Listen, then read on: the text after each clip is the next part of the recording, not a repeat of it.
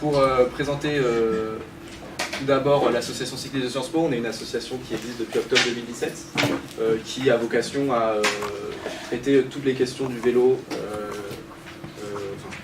C'est très prétentieux dit comme ça. Mais voilà, toutes les personnes qui ont des projets autour du vélo peuvent venir nous voir, que ce soit un projet sportif, de loisirs, tourisme ou plus politique, militant. Donc les conférences entrent dans ce cadre-là, puisque voilà, c'était aussi l'idée de croiser les enseignements de Sciences Po avec les enjeux du vélo. Il y a tout un tas de sujets qu'on peut aborder, la santé, l'économie, l'environnement, etc. Et donc là, on a choisi d'avoir ce questionnement-là autour du vélo. Est-ce que c'est un marketing territorial? Est-ce que c'est la décroissance? Alors peut-être deux visions extrêmes et un peu caricaturales, mais le questionnement mérite d'être posé. Une citation qui a un peu initié mon envie de faire cette conférence, donc du président de la métropole Rouen-Normandie, alors qui n'est pas forcément la plus renommée en France pour les politiques cyclables, mais bon, il y a tout l'intérêt des politiques cyclables pour la mobilité durable, pour atteindre les objectifs des accords de Paris, mais on voit qu'ils se vantent aussi de mener une politique cyclable pour faire un territoire attractif.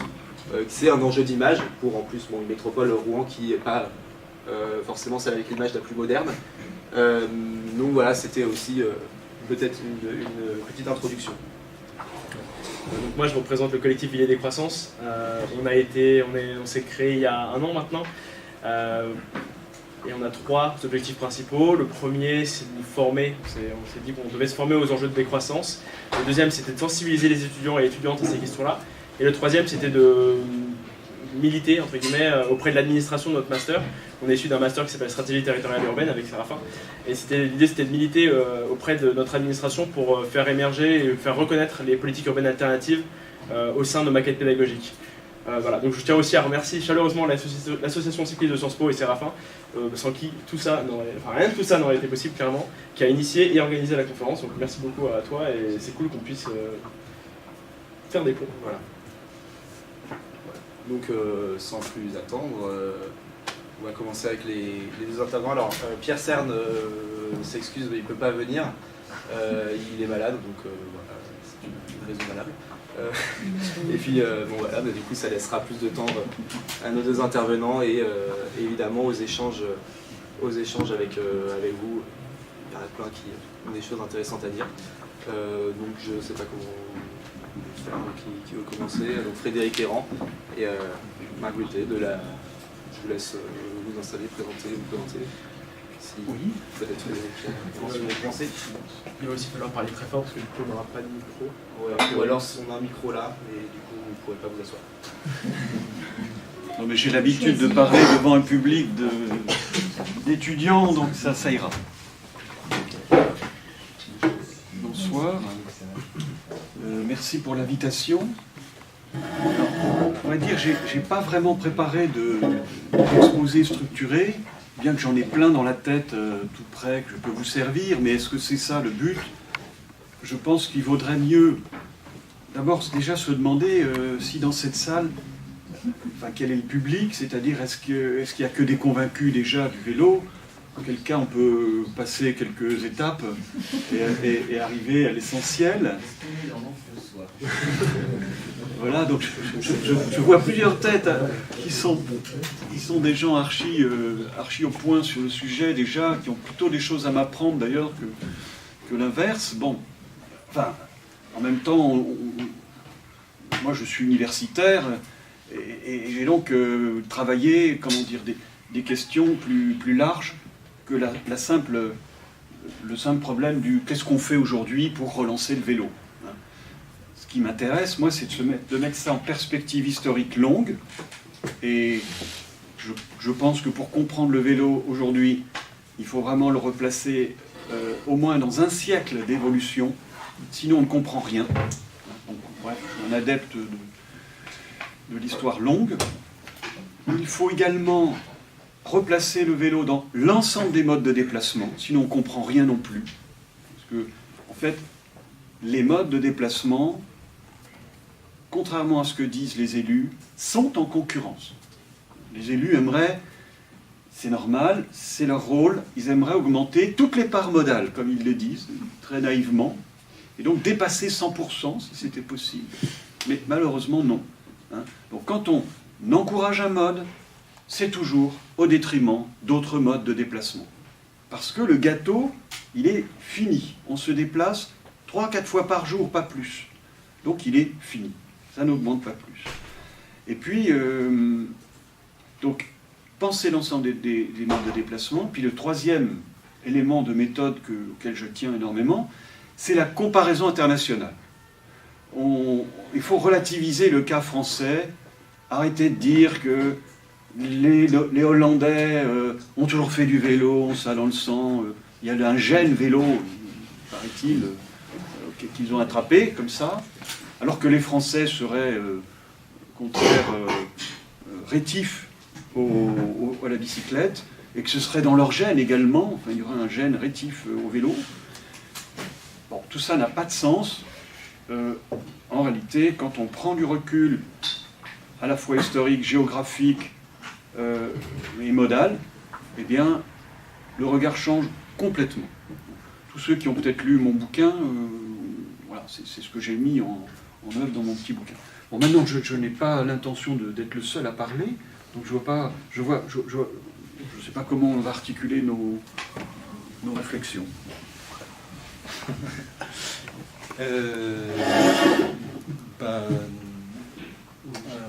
Moi, je peux faire aussi un témoignage un peu sur ce qu'est une recyclerie sportive. Il y a cette question un peu de marketing territorial aussi. Le territoire qui s'accapare aussi un peu de plus en plus des nouveaux usages et qu'ils essayent de faire, en tout cas, la promotion de tout un tas de choses.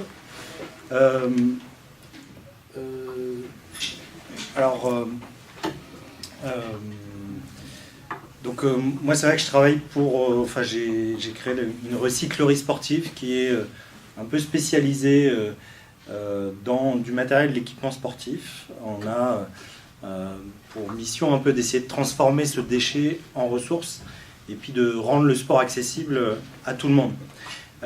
Donc quand on décline un peu le zéro déchet de la filière sport, chez nous c'est de sensibiliser des gens à une consommation plus responsable, d'apprendre aux gens à réparer, à entretenir du matériel. Il y a un réseau pour le vélo qui existe qui s'appelle l'Heureux Cyclage, heureux comme content, qui regroupe tous les ateliers de vélo en France. Il y en a déjà plus de 130 maintenant. Et ça ne cesse de croître. J'ai l'impression que toutes les villes, en effet, ont envie à un moment d'avoir leur propre atelier de vélo aussi sur place. Et à Paris, une nouvelle association vient de naître qui fédère un peu tous les ateliers de vélo parisiens. Voilà, il y en a déjà plus d'une dizaine. Ensuite, c'est pour nous, dans les étapes du zéro déchet, faire du réemploi. Donc le réemploi, c'est utiliser l'objet dans la même fonction. Souvent, on a déjà le vélo, c'est quelque chose qui peut se transmettre aussi et se réemployer. Et puis, on a tout un volet de réutilisation du matériel, ce qui n'est pas spécialement le sujet là, mais c'était pour quand même présenter du coup nos fonctions un peu de zéro déchet, des fonctions, je dirais, de promotion active, des mobilités actives. On fait la promotion aussi de se dire que les modes de transport, en tout cas, peuvent être que les déplacements peuvent être aussi un moment où on fait du sport, que ce soit à travers le vélo, mais aussi à travers tous les autres modes de déplacement, la course à pied. Il y a aujourd'hui des gens qui habitent à Paris et qui vont sur le plateau de Saclay en course à pied. Il y en a qui se déplacent en roller aussi régulièrement. Donc tout ça pour nous c'est important d'essayer de voir que plutôt que d'aller s'enfermer dans une salle de sport aussi, on peut le faire au grand air et puis profiter de cet espace plutôt que de prendre sa voiture pour se déplacer. En tout cas, c'est la promotion vraiment de toutes ces mobilités actives dans son ensemble. Et après, on pousse aussi à des activités plutôt de slow sport et de slow tourisme qui rejoint peut-être un peu les questions un peu de décroissance ou pas, en tout cas de réduire ou de repenser un peu sa façon de voyager. Reprendre le temps d'un voyage, que ce soit à vélo, faire des séjours un peu itinérants aussi, à travers des modes de déplacement un peu différents. Donc ça, c'est tout un tas de choses aussi qu'on pousse et qu'on essaye de faire émerger aussi. Voilà. Donc pareil, je ne sais pas trop comment on interagit aussi. Peut-être que vous aviez des attentes aussi à travers peut-être cette conférence, et si on peut peut-être essayer de répondre à certains questionnements, ça serait super. Après, moi j'ai quelques illustrations de territoire là, qui essayent aussi en tout cas je ne sais pas si c'est du marketing territorial en tout cas, mais d'essayer de mettre en place des actions. Je pense que tout le monde est un peu sensibilisé quand même sur ces questions-là. On aimerait que ça aille plus vite. Il faudrait que ça aille aussi un peu plus vite.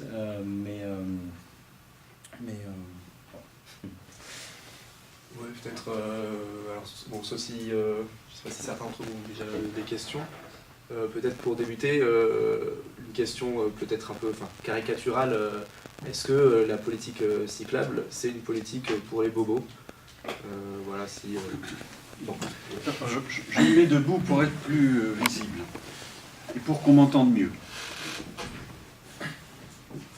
Pour répondre très simplement, on peut dire que ça l'a peut-être été il y a 10 ans, il y a 15 ans.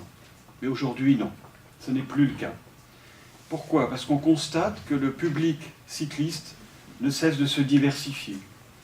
Et c'est vrai, en fait, de toutes les nouvelles pratiques de consommation, elles sont toujours portées, en général, au début, par les élites éclairées, enfin, je ne sais pas comment les appeler, mais des gens un peu curieux, disons, des nouveautés. Ce n'est pas forcément des gens très riches, pas toujours des gens très riches, mais des gens curieux d'essayer d'autres choses.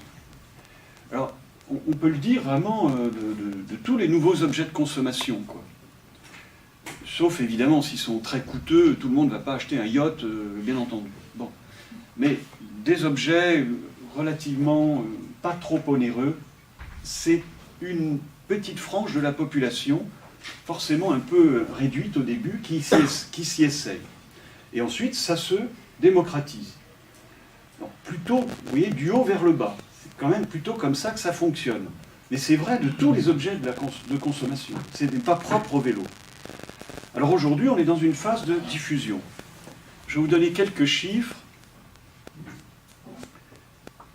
Dans toutes les grandes villes du monde occidental, les grandes villes, c'est-à-dire au moins, disons, 500 000, 1 million d'habitants pour l'agglomération ou plus, le vélo redémarre à toute vitesse. Voilà, c'est très impressionnant. Il n'y a pas beaucoup d'exceptions. Et c'est parfois dans des villes improbables comme, je sais pas moi, Chicago. Qui pense que le vélo est en plein redémarrage à Chicago ici? Eh bien c'est vrai. Ou Washington, qui est une ville où il y a beaucoup de blacks, et on dit que le vélo, c'est pas seulement bobo, mais ce serait aussi porté par les blancs. Et en fait, non, ça se diffuse aussi dans la communauté noire. Alors peut-être un peu après, mais réellement aussi, chez les hispaniques également. Voilà, donc aux États-Unis, c'est parti, quoi. Le mouvement est parti, et ça fait... Maintenant, on a 10 ans de recul. 10 ans, c'est vraiment suffisant pour qu'on ne se trompe pas. Ça augmente, en moyenne, selon les comptages, qui sont tous identiques, hein, qui ont été en fait standardisés dans les villes américaines. Selon ces comptages, le vélo progresse en moyenne de 10% par an. Alors ça vous paraît peut-être pas beaucoup, c'est énorme. C'est autant qu'à Paris, par exemple. Autant qu'à Paris. Bon, en Europe aussi. Alors on a beaucoup moins de comptages, on a moins de comptages et ils sont pas harmonisés en Europe. Et pourtant, chaque fois que j'ai pu en trouver, je les ai glanés un à un, chaque fois que j'ai pu en trouver, c'est toujours la même chose. Alors, j'ai obtenu ceux de... difficilement, mais j'ai réussi pour Genève, Bruxelles, Lyon, Paris, Bordeaux, Strasbourg, il n'y en a pas, on n'a pas assez de recul, vous voyez, par exemple. Donc ça, ce sont des comptages. L'intérêt des comptages, c'est qu'ils sont annuels, qu'on a donc des séries annuelles. Alors que l'autre façon de compter les cyclistes, ce sont les fameuses enquêtes ménage-déplacement, qui sont des enquêtes faites tous les 10 ans en moyenne. Alors, donc c'est long d'attendre 10 ans qu'arrive enfin une enquête pour savoir si ça a progressé. C'est pour ça que je m'intéresse particulièrement au comptage. Bon, donc selon tous les comptages que j'ai pu réunir en Europe, il me manque Berlin également, Copenhague. Bon, voilà. Selon tous ces comptages, c'est partout pareil. Une évolution absolument considérable année après année. 10% par an, ça veut dire un doublement tous les 7 ans. Ça vous paraît peut-être bizarre si vous ne connaissez rien aux stats, mais c'est ça. Bon. Alors, un doublement tous les 7 ans. À Lyon, on est actuellement, mais c'est relativement récent, ces 5 dernières années, ils sont à 15% par an. 15% par an, c'est un doublement tous les 5 ans. Bon, mais ça ne va pas tenir très longtemps. 15%, c'est tellement rapide qu'en général, ça finit par fléchir, puis par repartir. Et donc, il me semble qu'il faut au moins, l'expérience que j'en ai, c'est qu'il faut au moins 10 ans de recul pour être sûr de ce qu'on dit et pour que personne ne puisse contester que ça avance. Donc, évidemment, méfiez-vous, enfin, j'espère que vous l'avez compris, d'une année à l'autre, ça n'a aucun sens. Mais même 2 ans, 3 ans, ça ne veut pas dire grand-chose. Pourquoi? Parce que la pratique, elle dépend de quantité de choses. Elle dépend, bien sûr, de des intempéries. Elle dépend d'un attentat. Par exemple, il y a eu en 2016 un attentat à Bruxelles. Bon, on constate un attentat dans le métro de Bruxelles. Tout le monde s'est réfugié sur son vélo. Or, la pratique, cette année-là, a fait un bond impressionnant. Vous voyez, ça dépend de choses comme ça. Il peut y avoir une grève du métro. Vous savez bien qu'en 1995, c'est un des événements, pas le seul, mais un des événements qui a contribué au retour du vélo à Paris et en Ile-de-France. Mais on ne peut pas résumer ce retour qu'à ça, sûrement pas. Et c'est un élément qui a joué.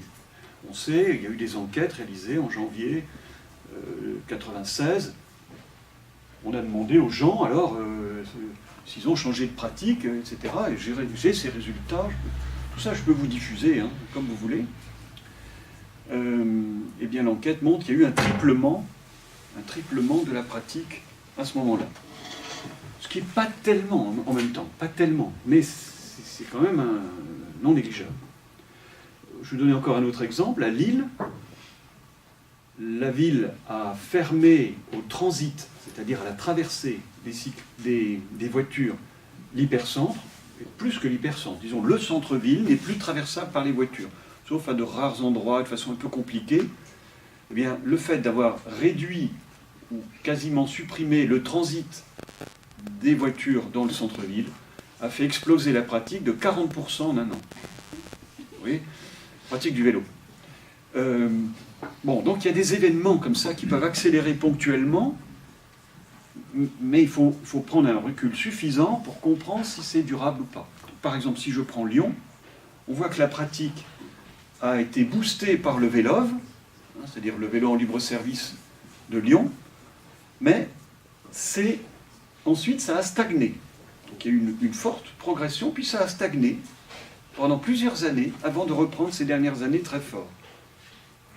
Vous voyez, il faut éviter de croire qu'il n'y a qu'à faire du vélo en libre-service, ou bien il n'y a qu'à fermer le centre-ville aux voitures, ou bien c'est plus complexe. il faut prendre en tout cas un recul suffisant. Alors pourquoi je raconte tout ça? Parce que, pour répondre à la question, je suis un peu long, excusez-moi, mais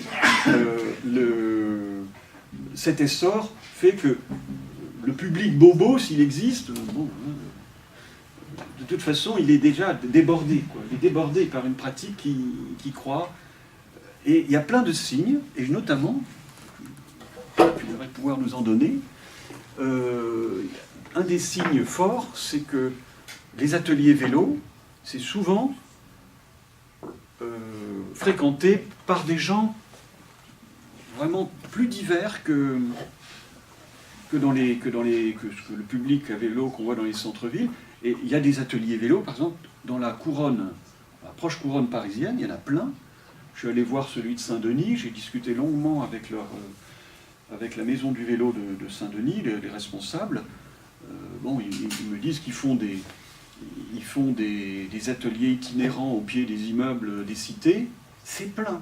Il y a des tas de gens qui viennent. Alors c'est pas des bobos là, je suis désolé, c'est pas des bobos. C'est un public populaire qui aborde le vélo à sa façon. Parce que chaque public aborde le vélo à sa façon. Il y a 1000 façons de pratiquer le vélo. D'ailleurs, je finis par dire, j'ai même décidé d'arrêter de dire le vélo, il y a des vélos, des pratiques, tellement c'est foisonnant. Alors je donnais un petit éventail. Si vous êtes très porté sur la mode, le vélo fashion, je ne sais pas si je prononce bien, ça a fait fureur. Vous avez toutes les grandes marques de luxe qui ont créé leur vélo. Alors évidemment, c'est du cuir pleine peau, c'est je sais pas quoi, c'est doré à leur fin, à tel endroit. Bon, et ça coûte 5000 € la bécane. Évidemment, c'est pas donné à tout le monde, mais voilà, il y a un public pour ça. Il y a un public pour le fixie, qui est en tout un autre monde, de gens qui ont envie de se fatiguer. Bon, voilà, c'est quand même. Hein. Et en même temps de renouer avec une pratique très très ancienne, puisqu'au début c'était comme ça. Avant qu'on invente la roue libre, eh ben, on était toujours obligé de pédaler. Et alors, je crois qu'il y a peut-être des historiens du Tour de France plus doués que moi. Je n'ai pas beaucoup travaillé sur l'histoire du Tour de France, mais au début il n'y avait que du fixie dans le Tour de France. Et pendant longtemps on a interdit la roue libre. Était considéré comme une facilité, quoi. Et quelle année on a autorisé la roue libre? Dans les années 20, je dirais. Quelqu'un le sait? Bon, ben voilà. Donc, les vitesses étaient aussi interdites au début. Et puis on a fini par les accepter. Oui, bref. Donc il fallait en suer, quoi, en baver. Bon. Alors le fixie, c'est le retour au vélo où on en bave. Pourquoi pas, hein. Il y a des gens qui aiment ça. Moi non. Mais... non, moi je suis un piéton paresseux, quoi. C'est pour ça que je me suis mis au vélo. Après, je sais pas, tu veux enclencher juste pour illustrer aussi un peu, je pense pas, parce que hier j'étais à Porte de Clignancourt aussi, à la recyclerie. Je me suis fait voler mon vélo. Donc je pense qu'il y a aussi des vélos qui doivent circuler aussi et des gens qui doivent avoir besoin aussi de vélos. Il y a aussi toutes ces questions de vélo d'intermodalité, pliants aussi, qui servent aussi beaucoup pour faire un peu, transiter aussi un peu là-dessus. Nous, on en reçoit beaucoup, on travaille beaucoup aussi avec des associations, parce que un des premiers freins, souvent c'est l'hébergement pour des personnes, et dès qu'on a passé l'hébergement, c'est les questions du transport. Souvent, ça coûte cher de pouvoir avoir un moyen de transport.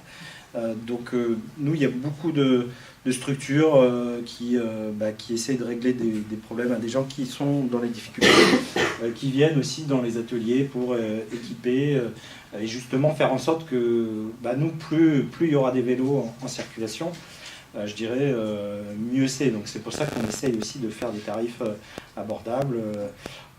On donne des vélos aussi pour ceux qui peuvent passer du temps à nous aider à les réparer, parce qu'on se retrouve submergé aussi par tout un tas de vélos. Nous, on voit aussi la croissance, je dirais, de tous ces vélos qui sont mis sur le marché.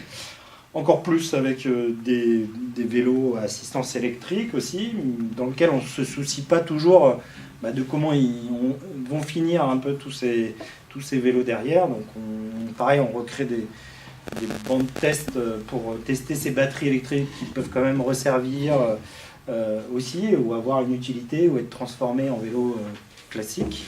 Voilà, l'idée, c'est en effet souvent de pouvoir remettre tout un tas de vélos à moindre coût pour faire en sorte que, pareil, il y ait ces questions de vol ou autres, où on peut aussi, et il y en a beaucoup qui viennent aussi là-dessus, c'est vraiment une mixité dans les ateliers ou chez les gens qui les pratiquent, parce qu'il y en a qui vont vouloir en effet repeindre leur cadre et refaire des vélos vraiment spécifiques.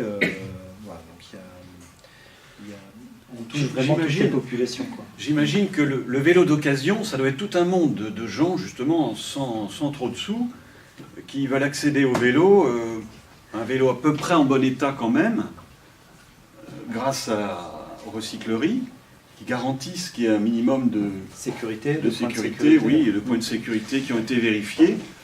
Et le monde du vélo d'occasion, je pense que beaucoup d'étudiants doivent s'y intéresser, mais aussi pas mal de jeunes, j'imagine. Pas suffisamment, les étudiants. Ils avaient fait une étude, quand même, la mairie de Paris, pour justement expliquer que la plupart des étudiants ne se déplacent pas forcément non plus en vélo. Donc ça, c'est aussi un frein que, en tout cas, la ville souhaite axer, sur lequel ils souhaitent pousser et faire en sorte que justement ils puissent accéder de plus en plus à des vélos. Voilà.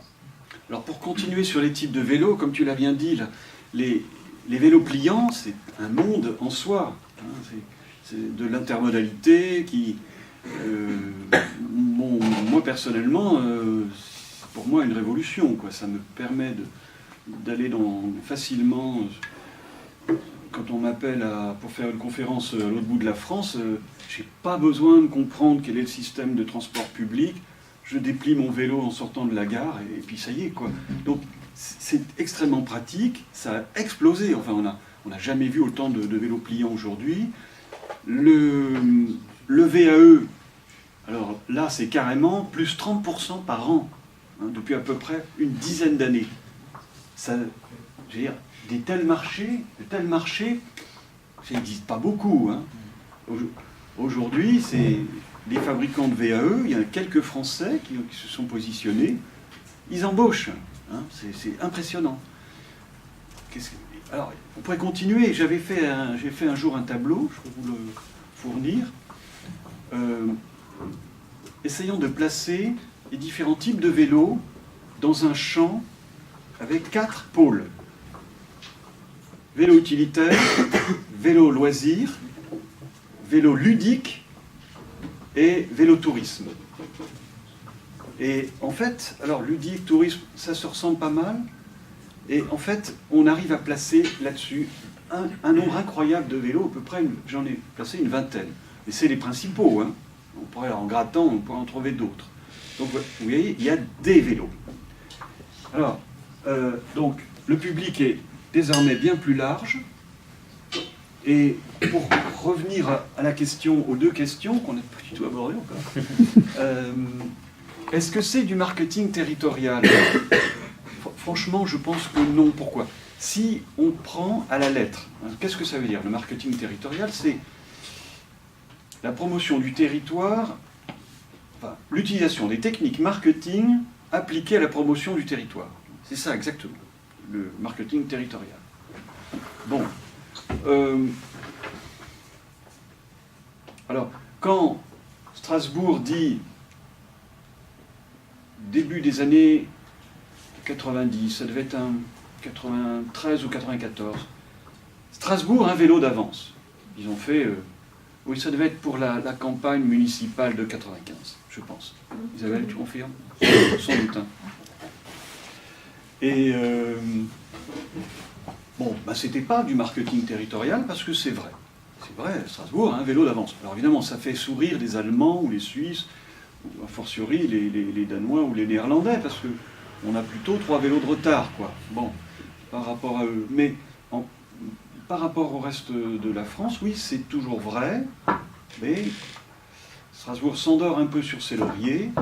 Il y a au moins 2 villes, enfin, il y a d'abord Grenoble qui travaille à fond, là, sur le sujet, et qui crée un réseau cyclable structurant, qui a ouvert 2 superbes stations vélo à la gare, de part et d'autre des voies, plus plein d'autres, plus différents services. Enfin bon, Grenoble à fond les manettes sur le vélo. Et bon, c'est clair, on le doit à Éric Piolle et au maire d'Obédience Vert qui a été élu. La surprise générale. Bon. Mais Bordeaux, qui est plutôt à droite, hein, comme vous savez, bon, travaille pas mal le sujet aussi. Et à Bordeaux, le vélo avance bien. Alors, peut-être pas aussi vite qu'à Grenoble, mais tout de même, hein, le pont de Pierre, qui est le fameux pont historique qui dessert l'hypercentre, après, alors ils ont tergiversé, mais ils l'ont bel et bien fermé aux voitures. Hein. Il n'y a plus que tram et vélo, ça y est, c'est définitif. Bon, ça aide bien. Alors, je ne sais plus en chiffre le tête, quelqu'un là peut-être, de combien ça a boosté la pratique sur le pont lui-même. Charles ? Il y a plus de gens qui passent maintenant que du temps où c'était les voitures. Oui, c'est ça. Ce qu'il y a dans le tram, plus les cyclistes, c'est plus que ce qu'il y avait comme voiture avant, évidemment. Parce que, encore une fois, alors j'en profite pour le dire, la voiture, son gros problème, c'est qu'elle consomme un espace considérable par personne transportée. Mais beaucoup plus que tout ce que vous pouvez imaginer. Quand on fait les calculs précisément, ce que j'ai fait, en utilisant les bonnes unités de mesure, la bonne unité de mesure, c'est le mètre carré multiplié par des heures. Le mètre carré heure. Quand on nous calcule en mètre carré heure, ça va de 1 à 100, vous comprenez, entre le vélo et la voiture, quoi. Parce que la voiture, elle prend une place non seulement en circulation, mais aussi en stationnement. Et c'est surtout en stationnement qu'elle pose problème, encore plus qu'en circulation. Et une voiture a besoin de 3 places, à peu près, 3 places. Et quand je dis ça, je suis plutôt en dessous de ce qu'on dit d'habitude. D'habitude, on dit 4 places. Moi, j'ai fait les calculs, on est plutôt à 3. Vous voyez, je ne peux pas dire que j'en rajoute contre la voiture, c'est le contraire. Sur ce plan-là, j'ai montré que c'est un peu moins. Mais ça reste énorme. Ça veut dire qu'une voiture, elle a besoin de 70 mètres carrés, quoi. Quand vous achetez une voiture, il faut trouver les 70 mètres carrés. Uniquement en stationnement. Et puis, alors que, en logement, la moyenne des Français utilisent 40 mètres carrés. Ce qui est beaucoup, hein, à cause des résidences secondaires, à cause de trucs comme ça. Paris, évidemment, beaucoup moins, hein, vous le savez. C'est pas 40 mètres carrés que vous avez, hein, là où vous logez. Bon. Par personne. Hein. Et en bureau c'est 12,5 mètres carrés, à peu près. 12,5 mètres carrés. Donc, espace de réunion et couloir compris. Parce qu'on a de plus en plus de bureaux paysagers, on est à plusieurs par bureau, enfin, hein, dans les services, les directions ont compris que les bureaux paysagers, c'était un gain extraordinaire en espace de bureau. Hein. Donc, les mètres carrés ont fondu. Vous comprenez, vous voyez, la voiture, rien qu'en stationnement, consomme déjà plus que vous en logement et emploi. Et ça veut dire quoi, 70 mètres carrés c'est quoi la méthode? Donc il faut, pour le dire plus simplement, il faut... De manière compliquée, s'il faut. Non, mais on comprend quoi. Oui, il faut une place à domicile, oui, qui en général prend 25 mètres carrés. Mm-hmm. Alors que ce soit dans un garage, dans votre immeuble, ou un garage privé, y compris la descente du garage. Le garage privé, lui, prend 15 mètres carrés à peu près.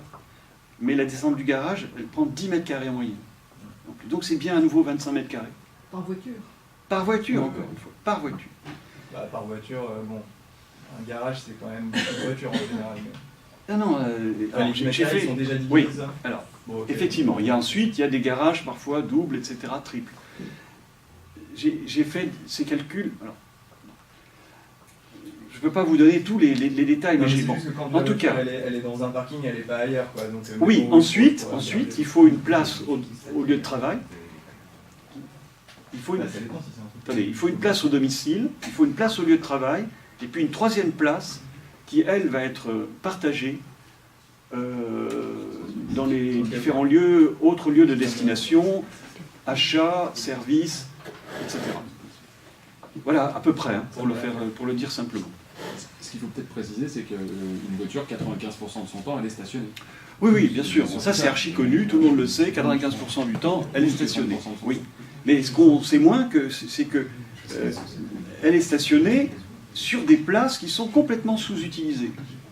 Par exemple, la place de stationnement à la jardinerie, c'est les gens n'y viennent qu'au printemps, en gros. Donc tout est dimension, le parking est dimensionné pour les gens qui viennent au printemps à la jardinerie, quoi. Le reste du temps, c'est vide. Moi, j'estime qu'à la jardinerie, le taux d'utilisation, c'est 8%. 8%. Sinon, c'est vide, quoi. C'est un gâchis fantastique. Mais au lieu de travail, je connais quantité de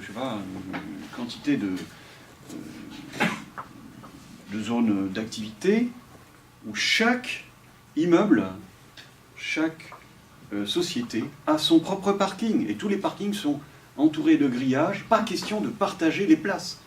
Et évidemment, c'est un autre gâchis, etc. Bon, voilà. Bon, mais on va revenir au vélo. Le vélo, c'est un gain d'espace considérable. Considérable. C'est ça l'intérêt déjà. Et c'est pour ça qu'en ville, dans les villes denses, il a tant d'attrait. Parce que, évidemment, on peut le garer beaucoup plus facilement. Alors, Oui, je pense que j'ai répondu finalement. Peut-être pour revenir sur le témoignage et les exemples que vous avez montrés, dans les cas des recycleries, comment est-ce qu'elles sont perçues par les pouvoirs publics? Parce que la question de pouvoir accéder à un vélo, pouvoir le réparer, ça fait partie de ce qu'on appelle le système vélo. Est-ce que justement vous êtes perçu par les pouvoirs publics là où vous faites, là où sont les ateliers de recyclage et plus précisément la recyclerie sportive, comme un de ces éléments constitutifs là, et donc, du coup est-ce qu'il y a une politique qui se construit autour, est-ce que ça permet d'enclencher une dynamique pour le vélo? Alors, oui, c'est certain une dynamique. Nous, je pense qu'il y a aussi une envie des citoyens aussi d'avoir ce type d'espace-là, parce que c'est vrai qu'à partir du moment où nous on a ouvert en janvier 2015, et maintenant on est pratiquement à 2000 adhérents. Donc ça veut dire que les gens n'ont pas envie de jeter, les gens ont envie aussi peut-être de réparer aussi leur matériel et tout ça. Après, ça a attiré aussi tout un tas de collectifs aussi qui travaillaient déjà sur un peu ces questions-là, partiellement.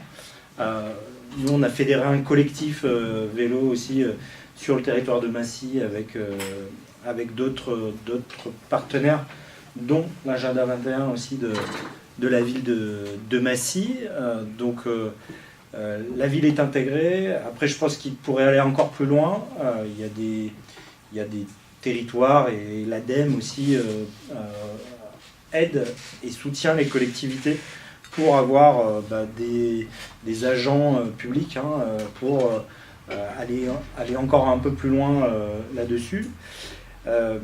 En termes je dirais, d'urbanisme aussi, puisqu'on parle du territoire, nous on a été sollicité par peut-être 5, 6, peut-être 8 projets de réinventer Paris ou réinventer la métropole du Grand Paris.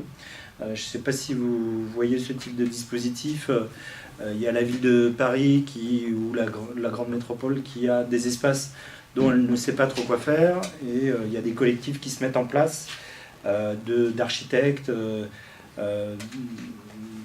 et d'exploitants qui qui vont pouvoir faire des choses. Donc je pense qu'ils ont senti aussi, alors peut-être que inconsciemment ils voient aussi la volonté politique, donc ceux qui répondent viennent aussi nous chercher pour dire il faudrait qu'on mette des ateliers ou des recycleries ou tout un tas de choses un peu partout. En tout cas, nous on a répondu à plusieurs projets là, qui sont quand même en cours.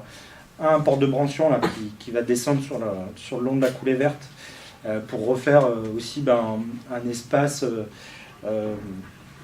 sur ce lieu-là. Il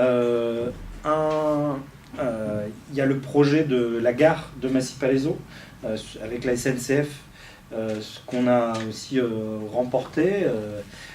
Donc ce projet, c'est pareil.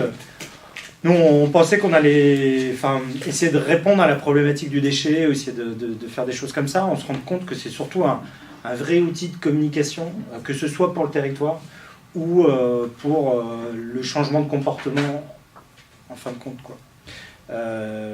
Les gens viennent et ils ont envie d'y participer, de contribuer. Ils repensent, que ce soit les citoyens ou les politiques publiques, en fait, ils utilisent cet outil-là pour travailler à tout un tas de nouvelles innovations, quoi.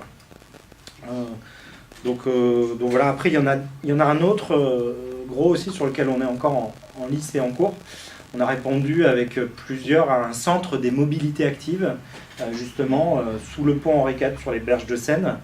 Donc on espère pouvoir aussi que ça puisse y répondre. Après, pareil, avec toutes les problématiques du système vélo pour offrir. Alors après, il y a les berges de Seine, donc il y a quand même tout un tas de cyclistes qui passent. Il nous disait qu'il y avait à peu près un cycliste toutes les secondes et demie, quand même, sur les berges de Seine, là, depuis que c'est passant. Donc il faut laisser quand même un passage pour que tous ces cyclistes puissent passer. Et en même temps, ils ont besoin d'offrir des nouveaux services, apprendre aux gens à réparer, faire en sorte il y a les boîtes à vélo aussi, peut-être que vous connaissez. Donc c'est tous les entrepreneurs, les artisans à vélo, que peut-être le plombier à vélo, qui ont besoin aussi, eux, d'avoir des espaces pour travailler, exercer leur activité. Voilà, on peut tout faire en fait à vélo. Donc il y a tout un tas de métiers qui sont en train de se réinventer. Il va y avoir les assises des boîtes à vélo au mois de janvier prochainement, parce que c'est né un peu à Nantes, et au fur et à mesure ça pousse à Paris, ça se développe un peu partout, et tout un tas de nouveaux entrepreneurs, que ce soit des coiffeurs à vélo, des déménageurs à vélo. Donc il y a une multitude de nouveaux métiers à recréer, et on est obligé de repenser aussi, même sur toutes les questions logistiques, notre façon de collecter ou parce qu'on perd un temps fou en fait. Nous on a quand même investi dans un camion, parce que des fois on fait de la collecte, c'est importante, mais dans Paris c'est vrai que c'est l'horreur, quoi. Donc on est en train de mettre en place des systèmes de collecte en triporteur, voilà, parce que je pense que le territoire, ça en devient obligatoire, et je pense qu'il y a une évolution aussi, mais tout le monde est concerné après, que ce soit les citoyens qui doivent aussi un peu changer, évoluer. Là, c'est vrai qu'on est, je sais pas trop combien on est là, mais on pourrait encore être encore un peu plus aussi sur ces sujets-là, essayer de les pousser, des nouveaux entrepreneurs aussi, et des nouveaux métiers qui sont aussi à créer, des nouveaux services aussi. Ils avaient aussi lancé des collectes nous, ce qu'on essaie de pousser aussi, des collectes de biodéchets, tout ce qui est les déchets organiques en triporteur. Ça, c'est des services qu'on devrait aussi essayer de mettre en place prochainement, parce que c'est vrai que des fois on revient à des systèmes un peu plus simples, avec des petites unités de compostage sur place, plutôt que de recréer des grandes collectes de méthanisation avec des camions qui passent un peu partout, qui sont aussi... il y a tout un tas de services à remettre en place, quoi. Voilà. faut repenser à chaque fois un peu toutes ces idées-là, quoi. Je ne sais pas si c'est on peut prendre des questions si vous en avez. Les zones en fait qui ont le plus de mal à implanter le vélo en Europe, les villes, lesquelles sont-elles en fait? Et pour quelles raisons? Oui. Alors quels sont les... Donc je ne sais pas si tout le monde a entendu. Où est-ce que c'est difficile de relancer le vélo? En fait, je développe en ce moment une réflexion autour du concept de transition. C'est pas original, hein. Mais qu'est-ce que c'est qu'une transition? C'est un mouvement, c'est le passage d'une situation stable à une autre situation qu'on aimerait être stable, qu'on aimerait nouvelle, enfin, un autre équilibre, quoi. Or, ça se fait toujours par palier et ça commence toujours quelque part et pas ailleurs. Donc, en clair, le vélo il redémarre. Je vais faire très simple, hein. Ça a commencé dans les pays d'Europe du Nord et ça se diffuse aux pays d'Europe du Sud. Ça a commencé dans les grandes villes et ça se diffuse aux villes moyennes puis petites. Ça commence dans les centres-villes, ça se diffuse à la proche périphérie, à la grande périphérie. Ça commence avec plutôt les hommes, parce que quand c'est dangereux, il y a toujours des têtes brûlées chez les hommes qui y vont, et les femmes un peu plus prudentes s'y mettent plus tard, mais rattrapent assez vite les hommes. Ça commence aussi par certaines classes sociales. Donc, comme je l'ai expliqué, dans le retour de la consommation, dans les mouvements les nouvelles consommations, c'est toujours une certaine catégorie sociale qui commence, puis ça se diffuse. Vous voyez, vous comprenez que tous ces mouvements se croisent diversement et que c'est pas facile à démêler. Mais ce que je constate, c'est qu'ils existent partout. C'est ça qui est assez incroyable, qu'il y a donc quelque chose comme un déterminisme en histoire, dans l'histoire du développement du vélo. Et j'espère qu'il n'y a aucun historien dans le salle, car les historiens détestent qu'on dise qu'il y a du déterminisme en histoire. Parce que si on dit cela, ça sape leur discipline, quelque part. C'est une façon de dire qu'il y aurait des choses prévisibles en histoire. Pour un historien, c'est pas possible. Donc il y a une résistance très très forte dans ce milieu pour travailler sur la méthodologie en histoire. Je ne connais qu'un cas, si vous voulez travailler ces questions de méthode en histoire, il y a un livre extraordinaire de Gérard Brun, qui est justement pas un historien. Ça ne peut pas être un historien qui produit ça, c'est un féru d'histoire, mais son ouvrage fait quand même 600 pages, il est très bien écrit, ça s'appelle, ou 500 pages, je crois, 500 pages, et ça s'appelle « Introduction à l'histoire totale ». Donc, si vous voulez comprendre pourquoi il y a des déterminismes en histoire, il faut lire ce livre. Alors, qu'est-ce que ça veut dire concrètement? Ça veut dire que le 10% par an là, dont je parlais avant, ben voilà, donc en clair, alors, attention, il faut être prudent. S'il y a un déterminisme, ça veut dire que quoi qu'on fasse, de toute façon, il y aura toujours 10% par an en plus. C'est heureusement plus complexe quand même. Il y a quand même une latitude pour les politiques publiques. Sinon vous n'avez aucun avenir ici, vous vous rendez compte. Donc, oui, bon. Donc, mais quand même, globalement, c'est comme ça que ça se passe. Alors, si on prend, si vous ne me croyez pas, on va prendre la voiture, parce que là, on a un recul suffisant.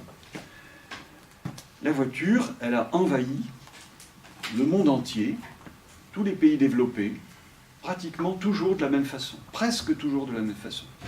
Pas absolument toujours, mais presque toujours. Et donc, quand je suis allé il n'y a pas très longtemps à une conférence sur la mobilité en Chine. Il y avait 3 conférenciers différents et ils ont tous les 3 dit, je cite, pratiquement dans les mêmes termes, en Chine, ils ont reproduit exactement ce que nous avons fait avec le développement très rapide d'un réseau autoroutier autour des villes en toile d'araignée, vous voyez, avec à la fois des rocades et des radiales. Ce réseau d'autoroutes en toile d'araignée, il a été théorisé. Au historique, on peut dire, par exemple, il y a un travail d'un Anglais en 1946 qui explique qu'il faut faire comme ça autour de toutes les villes, quoi. Et regardez, dans les grandes villes, c'est comme ça. En Ile-de-France, on a 3 rocades, plus je ne sais pas combien d'autoroutes en radiale. Voilà. Alors Pékin l'a fait à toute vitesse, exactement la même chose, alors même qu'on sait que c'est une impasse, quoi. C'est une fuite en avant, que si on construit encore et encore des autoroutes, on ne finit jamais, car tout accroissement de la capacité routière génère un trafic induit, qu'on le veuille ou non, et contribue à l'étalement urbain. Bon, donc on a maintenant un pays très étalé, enfin, avec le problème des gilets jaunes entre autres, donc on ne sait plus quoi faire. Bon. Donc la Chine, malgré le recul qu'on a, enfin, nous on sait que c'est une connerie, on continue à le faire chez nous, un peu ralenti quand même. En Chine, ils ont fait exactement les mêmes bêtises, simplement encore plus vite et plus fort. Voilà. Mais on peut prendre l'Inde, on peut prendre le Brésil, on peut prendre d'autres pays émergents comme ça, c'est pareil, c'est pareil. Alors mon hypothèse, c'est une hypothèse de travail, mais elle résiste pas mal, hélas, aux analyses, c'est que dans le vélo, c'est pareil. Il y a un retour du vélo pour différentes raisons, on n'a pas encore abordé ces raisons, mais on va voir que ce n'est pas du marketing territorial, pour moi il y en a pas vraiment, il y en a peut-être un petit peu autour du vélo, mais franchement pas grand-chose. C'est toujours pour les mêmes raisons que le vélo redémarre, parce que, 1, on calme le trafic auto en ville. Pourquoi on calme le trafic auto? Parce qu'il génère énormément de nuisances en tout genre. D'abord une consommation d'espace énorme, on l'a dit avant, mais aussi du bruit, de la pollution, des accidents, enfin vous connaissez la chanson. Et inévitablement, dans toutes les villes où il y a trop de voitures, il y a toujours, qu'on le veuille ou non, des gens qui se révoltent en disant ça suffit, il faut faire reculer cette pression énorme sur les habitants, sur la qualité de vie. Et partout, dans le monde entier, on fait toujours la même chose. Il se trouve que c'est aux Pays-Bas que ça a commencé, dès les années 60, et en Italie du Nord aussi. Comme par hasard, les 2 pays les plus anciennement urbanisés d'Europe, c'est pas un hasard évidemment, si ces pays très anciennement urbanisés ont commencé à chasser la voiture, d'abord des hypercentres, puis des centres, etc., c'est parce qu'elle détruit tout, quoi. Elle détruit l'urbanité, elle détruit les bâtiments historiques en polluant tout, elle mange tout l'espace public, elle crée des accidents terribles, des enfants meurent, etc. Enfin, ils ne peuvent plus aller à l'école seuls. Enfin, pour toutes ces raisons, je trouve que c'est dans les pays les plus anciennement urbanisés qui connaissent, qui savent ce que c'est que l'urbanité, qui ont une très longue tradition d'urbanité, qui se sont dit stop, arrêtons ça. Bon. Et ensuite, ils ont été copiés par les pays un petit peu moins urbanisés, mais quand même assez urbanisés, comme l'Allemagne ou le Danemark ou la Suisse. Alors, la Suisse, c'est pas très urbanisé, mais c'est comme à cause des montagnes, c'est finalement très dense dans les vallées. Vous voyez, bref, il y a des raisons qui expliquent. Bon. Et donc ce mouvement, il est planétaire, il est en train de nous atteindre, déjà depuis un moment, en France, et évidemment, là où ça a commencé, c'est là où il y a le plus de densité, c'est-à-dire ici, à Paris. Bon, j'ai écrit dans un article, dont l'idée, je dois le dire, ne vient pas de moi, mais de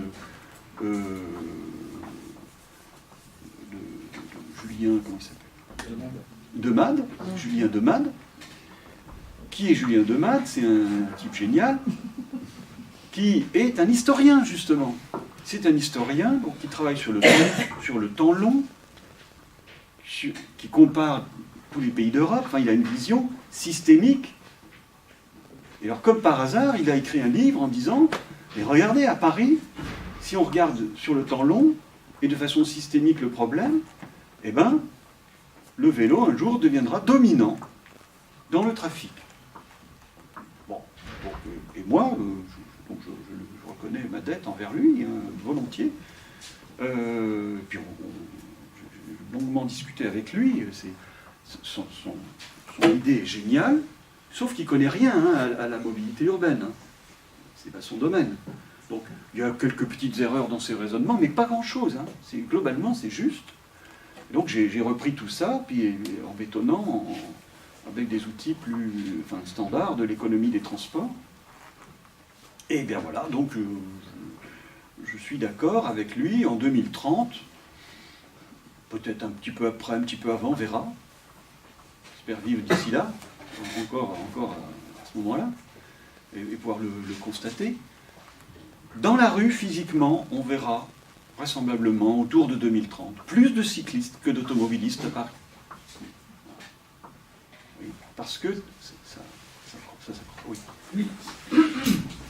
J'ai beaucoup apprécié les deux exemples, voilà, des Pays-Bas et de l'Italie du Nord, qui ont en commun voilà, le fait d'être des pays, cette partie-là de la région en tout cas très dense, mais aussi plat finalement, dans le sens où pour le moment on a constaté le rôle de la topographie.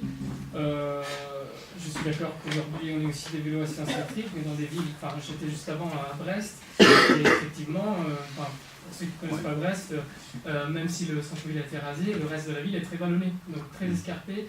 Et en parlant, moi je fais du vélo, mais pour convaincre les gens autour de moi, c'est très difficile. Et je pense aussi à des villes comme Marseille, où d'accord, il y a aussi une politique volontariste qui n'est pas forcément là, à Marseille, mais Marseille est une ville qui a une topographie assez particulière. Donc est-ce que finalement cette composante-là n'est pas à prendre en compte aussi? Eh bien, figurez-vous que, bon, j'ai une formule, hein. Les Pays-Bas, c'est un pays montagneux. Quoi? Qu'est-ce qu'il raconte? Eh bien oui, je vous explique. Il y a énormément de vent aux Pays-Bas. 70% des jours de l'année, il y a du vent. Et il souffle souvent jusqu'à 30 km/h. Alors j'ai fait le calcul, c'est assez facile à faire. À 30 à l'heure, quand vous avez un vent de face de 30 à l'heure, et que vous êtes obligé de l'affronter, et que vous roulez donc à 10 à l'heure, ça fait un vent de 40 à l'heure, 30 plus 10, ok. Un vent de 40 à l'heure, c'est l'équivalent d'une pente de 5%. Voilà. Donc les Pays-Bas, c'est pas plat. En plus, ils sont stupides, les Néerlandais. Ils sont droits comme un i sur leur vélo. Ils prennent tout le vent. Alors on les voit quand même se pencher un peu, hein. Mais enfin leur vélo il est pas fait du tout pour affronter le vent. En plus c'est lourd. Il est lourd leur bécane. Donc cette histoire de platitude du pays. À Brest, on a à la fois le vent et le rallye. Ah mais non. Non, objection. Non. Quand vous avez le vent dans le dos et que vous devez monter une pente, c'est comme si c'était plat. Non mais il faut comprendre que c'est le strict équivalent. Hein. Vent et relief, c'est pareil. C'est pareil. Hein. Et au Danemark aussi, il y a énormément de vent. Mince alors. Bon, j'ai écrit un petit article qui est en fait la compilation, c'est un article que j'ai écrit très vite parce que j'ai compilé tout ce qu'il y a dans mon bouquin. Oui, bon, ceux qui ne sauraient pas, j'ai écrit un livre que j'ai oublié, oublié de le prendre. Le retour de la bicyclette, avec un sous-titre, une histoire des déplacements urbains en Europe de 1817 à 2050. J'ai tenu à ce sous-titre parce que je parle en fait de l'ensemble des déplacements urbains, et pas que du vélo. Alors, dans ce bouquin, j'ai écrit plein de choses sur les Pays-Bas, mais c'était dispersé un peu partout. Donc j'ai rassemblé tout ça dans un article qui est sur mon site en téléchargement libre, parce que je suis payé par les impôts français, et donc j'essaie de mettre à la portée. Pourquoi tant de cyclistes aux Pays-Bas? Je résume tout. Et il y a au moins 10 raisons. Bien sûr, le fait que ce soit plat, c'est une des raisons, quand même, hein, je le reconnais, mais c'en est qu'une parmi 10. Et il y en a plein d'autres. Et si je vous demande maintenant quel était... Non, il y a des gens qui savent ici, parce que je le fais à tous les coups. Mais quel était le pays le plus cyclable du monde, où il y avait le plus de cyclistes par habitant au monde en 1900? Les États-Unis. Les États-Unis. Il y avait 10 millions de bicyclettes, un parc de 10 millions de bicyclettes pour 76 millions d'habitants. Nous, on a atteint 10 millions de bicyclettes en France, puis plus petit quand même la France, mais on l'a atteint après-guerre, après la Seconde Guerre mondiale. Bref, les Pays-Bas n'étaient pas le pays le plus cycliste en 1900. Pour un tas de raisons, parce que un pays moins riche que les États-Unis, parce que... enfin, un tas de raisons, quoi. Et puis, après, alors, bon, si vous me branchez sur les Pays-Bas, tu ne diras plus rien. Je peux raconter ça pendant une heure, quoi. Vous voulez que je vous dise quand même 3 choses comme ça, au hasard, parmi les 10 la guerre de 14 éclate, les Pays-Bas restent neutres. Hein. C'est l'un des rares pays qui restait neutre pendant la guerre de 14. À cause du blocus de l'Allemagne par les Alliés, enfin par la Grande-Bretagne, les Pays-Bas se retrouvent au milieu des belligérants sans acier, enfin sans bicyclette, parce qu'elles étaient fabriquées surtout en Grande-Bretagne, et notamment à Coventry, qui était le Saint-Étienne local, mais à la puissance 2. Et donc ils se retrouvent sans vélo, sans acier, mais pour leur voiture, parce qu'en fait ils ne rêvaient que de voiture, comme tout le monde à l'époque. Ils se sont dit comment continuer à circuler sans carburant, comment continuer à circuler, et là ils se sont dit, bon ben on va dynamiser le vélo. C'est à ce moment-là qu'ils ont créé le fameux vélo hollandais. Ils ont créé un trust entre fabricants pour s'entendre sur un type de vélo qu'il a à promouvoir et à construire avec le peu d'acier qu'il y avait, plutôt que des tôles de voiture. Donc, est-ce que c'est génétique, ça? Évidemment, non. Bon. Après, je peux vous donner un autre exemple. Il se trouve que en 1974, c'est un épisode plus connu. En 1974, bon, crise de l'énergie, enfin, fin 1973, quadruplement des prix du pétrole. Les Pays-Bas se retrouvent l'un des pays boycottés carrément par les pays de l'OPEP.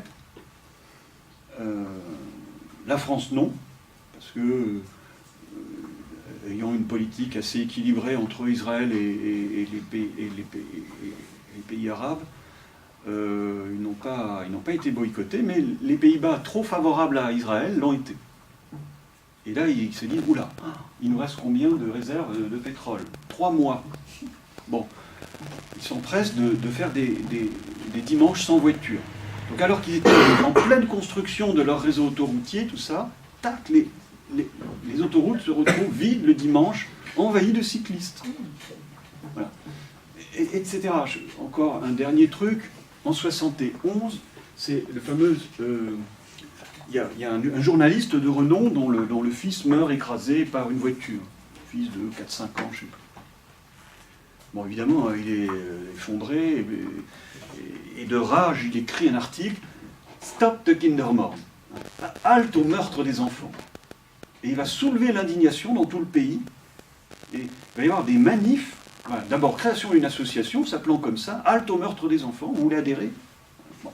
Oui, donc, c'est vraiment rentre dedans, quoi. Hein. C'est pas une approche mieux se déplacer à bicyclette. J'espère qu'il n'y a pas le MDB n'est pas représenté ici, sinon.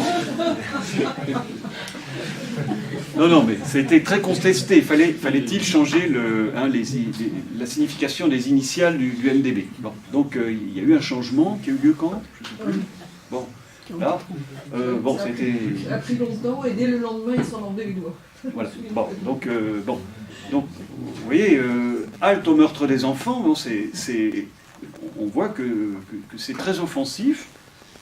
Et il y a eu des manifs en disant stop, arrêtons les voitures, etc. Et alors, donc, il se trouve qu'il y a un film que vous pouvez regarder sur YouTube qui est extraordinaire, qui s'appelle, vous rentrez The Pipe. The Pipe, c'est le nom d'un quartier d'Amsterdam, D-E, plus loin, P-I-J-P.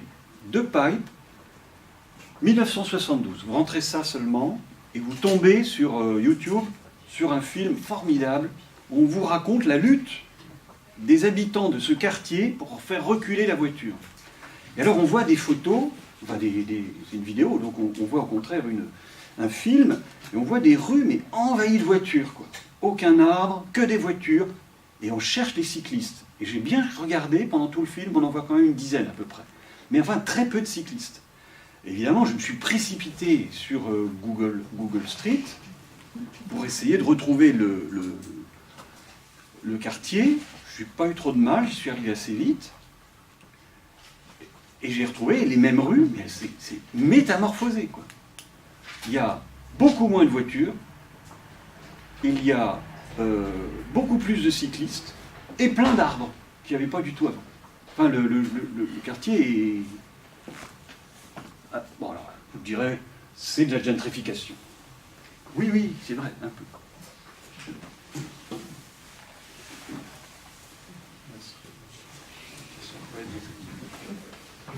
Merci pour vos interventions. J'ai deux petites questions. La première, c'est pour savoir, aujourd'hui, justement, vous faisiez référence à votre réseau Gilets jaunes. Comment on dit à quelqu'un demain, qu'est-ce qui va faire que quelqu'un va arrêter d'utiliser sa voiture, va pas en racheter une et va se mettre au vélo? Et est-ce que ça serait pas ça la décroissance? Et ma deuxième question, c'était c'est quoi l'influence des transports gratuits sur la pratique du vélo? Parce que parfois on entend dire que si on met des transports gratuits, ça va limiter le nombre de personnes qui marchent ou qui font du vélo. Et je voulais savoir ce que vous en pensez. Merci. Wow. Alors donc les deux questions sont terribles. J'ai oublié la première parce que... Oui, comment on les met? Alors, d'abord, c'est sûr que commencer... Vous comprenez qu'on ne peut pas commencer par le plus difficile, quoi. Hein, c'est juste pas très astucieux, quoi. Il vaut mieux commencer par le plus facile. Et le plus facile, c'est ce qu'on est en train de faire, c'est-à-dire dans les centres-villes, dans les hypercentres, dans les centres-villes. Les villes ont beaucoup travaillé. Prenons une ville comme Strasbourg, que je connais très bien parce que j'y ai habité longtemps, que j'y reviens régulièrement. Strasbourg, c'est très bien dans le centre-ville. Mais dès qu'on va en périphérie, ça se complique. Et je connais bien la périphérie Strasbourg, où justement j'ai de la famille, des amis qui habitent. Et il y a encore un gros boulot. Donc c'est clair que Strasbourg, comme partout, a d'abord travaillé l'hypercentre, puis le centre, puis les faubourgs, enfin les anciens faubourgs, c'est-à-dire l'approche périphérie, pour ceux qui connaissent à Neudorf, à la Robertso, à Schiltigheim, Bischheim, à Haute-Pierre, donc, vous voyez, dans des quartiers relativement proches de Strasbourg. Mais la frontière, elle est maintenant dans des patelins périphériques. Par exemple, Vendenheim, Erstein, etc. Enfin, qui sont assez éloignés, à 10 bornes, 15 bornes de Strasbourg. Là, l'essentiel reste à faire. Mais ça a déjà commencé. En fait, ça avance de façon fractale. Hein. Je ne sais pas si les gens connaissent ce que c'est qu'un fractal. Non. J'ai essayé de le dire plus simplement. Dans ces villages périphériques, ou ces petites villes, on commence aussi par le centre, l'hypercentre. L'hypercentre de ces villages, c'est le centre-bourg, comme on dit souvent. Ou bien, c'est autour de la mairie ou autour des écoles. Là, on calme le trafic. Alors c'est encore très faible. C'est beaucoup moins avancé qu'à Strasbourg. Mais on a commencé dans ces villages. C'est-à-dire que, par exemple, le parvis de l'église, il a été libéré des voitures. Devant tel restaurant, renommé du Patelin, on a enlevé, on a fait une terrasse à la place de 3 places de parking qui ont été supprimées. À tel autre endroit, on a construit un trottoir qui n'existait pas. Vous voyez, alors ça paraît dérisoire pour un Parisien, il y avait des trottoirs partout à Paris. On se dit, comme ça, ils font des trottoirs. Oui, ça commence comme ça. Ça commence comme ça. Il faut commencer par faire des trottoirs, par enlever 1 ou 2 places de stationnement. Ça paraît dérisoire, mais c'est ça le début. Alors je fais travailler des étudiants sur la grande périphérie.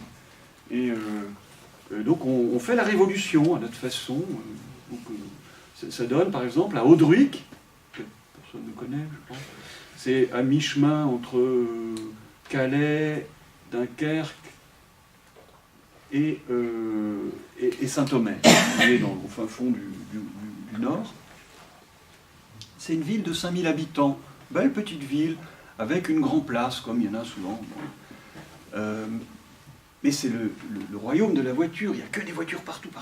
Et sur la grande place, il y a un immense parking, il n'y a que ça, un parking. Et il y a 3 cafés-restaurants qui n'ont pas de terrasse, parce que ça supprimerait l'une ou l'autre place de parking. Et donc, vous avez compris, notre proposition a été toute simple. Et si on donnait la possibilité à ces restaurants d'avoir leur terrasse. Oui, ça paraît dérisoire, mais ça commence comme ça. Alors,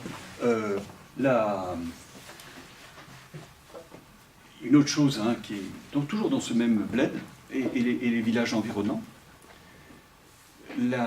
les parents commencent à se plaindre d'être obligés d'accompagner leur enfant à l'école en voiture.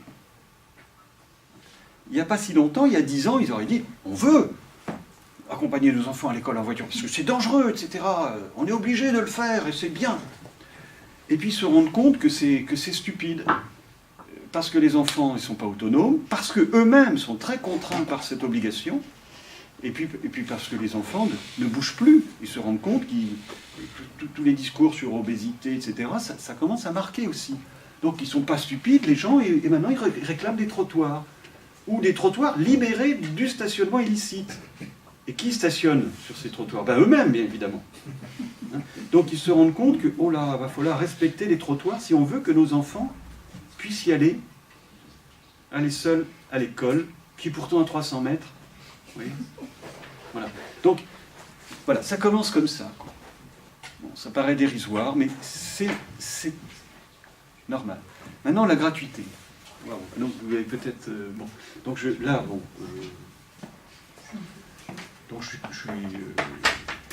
fais partie de ceux qui ont démontré, en fait, j'ai aucun mérite, parce que ça fait depuis les années 70 qu'on sait que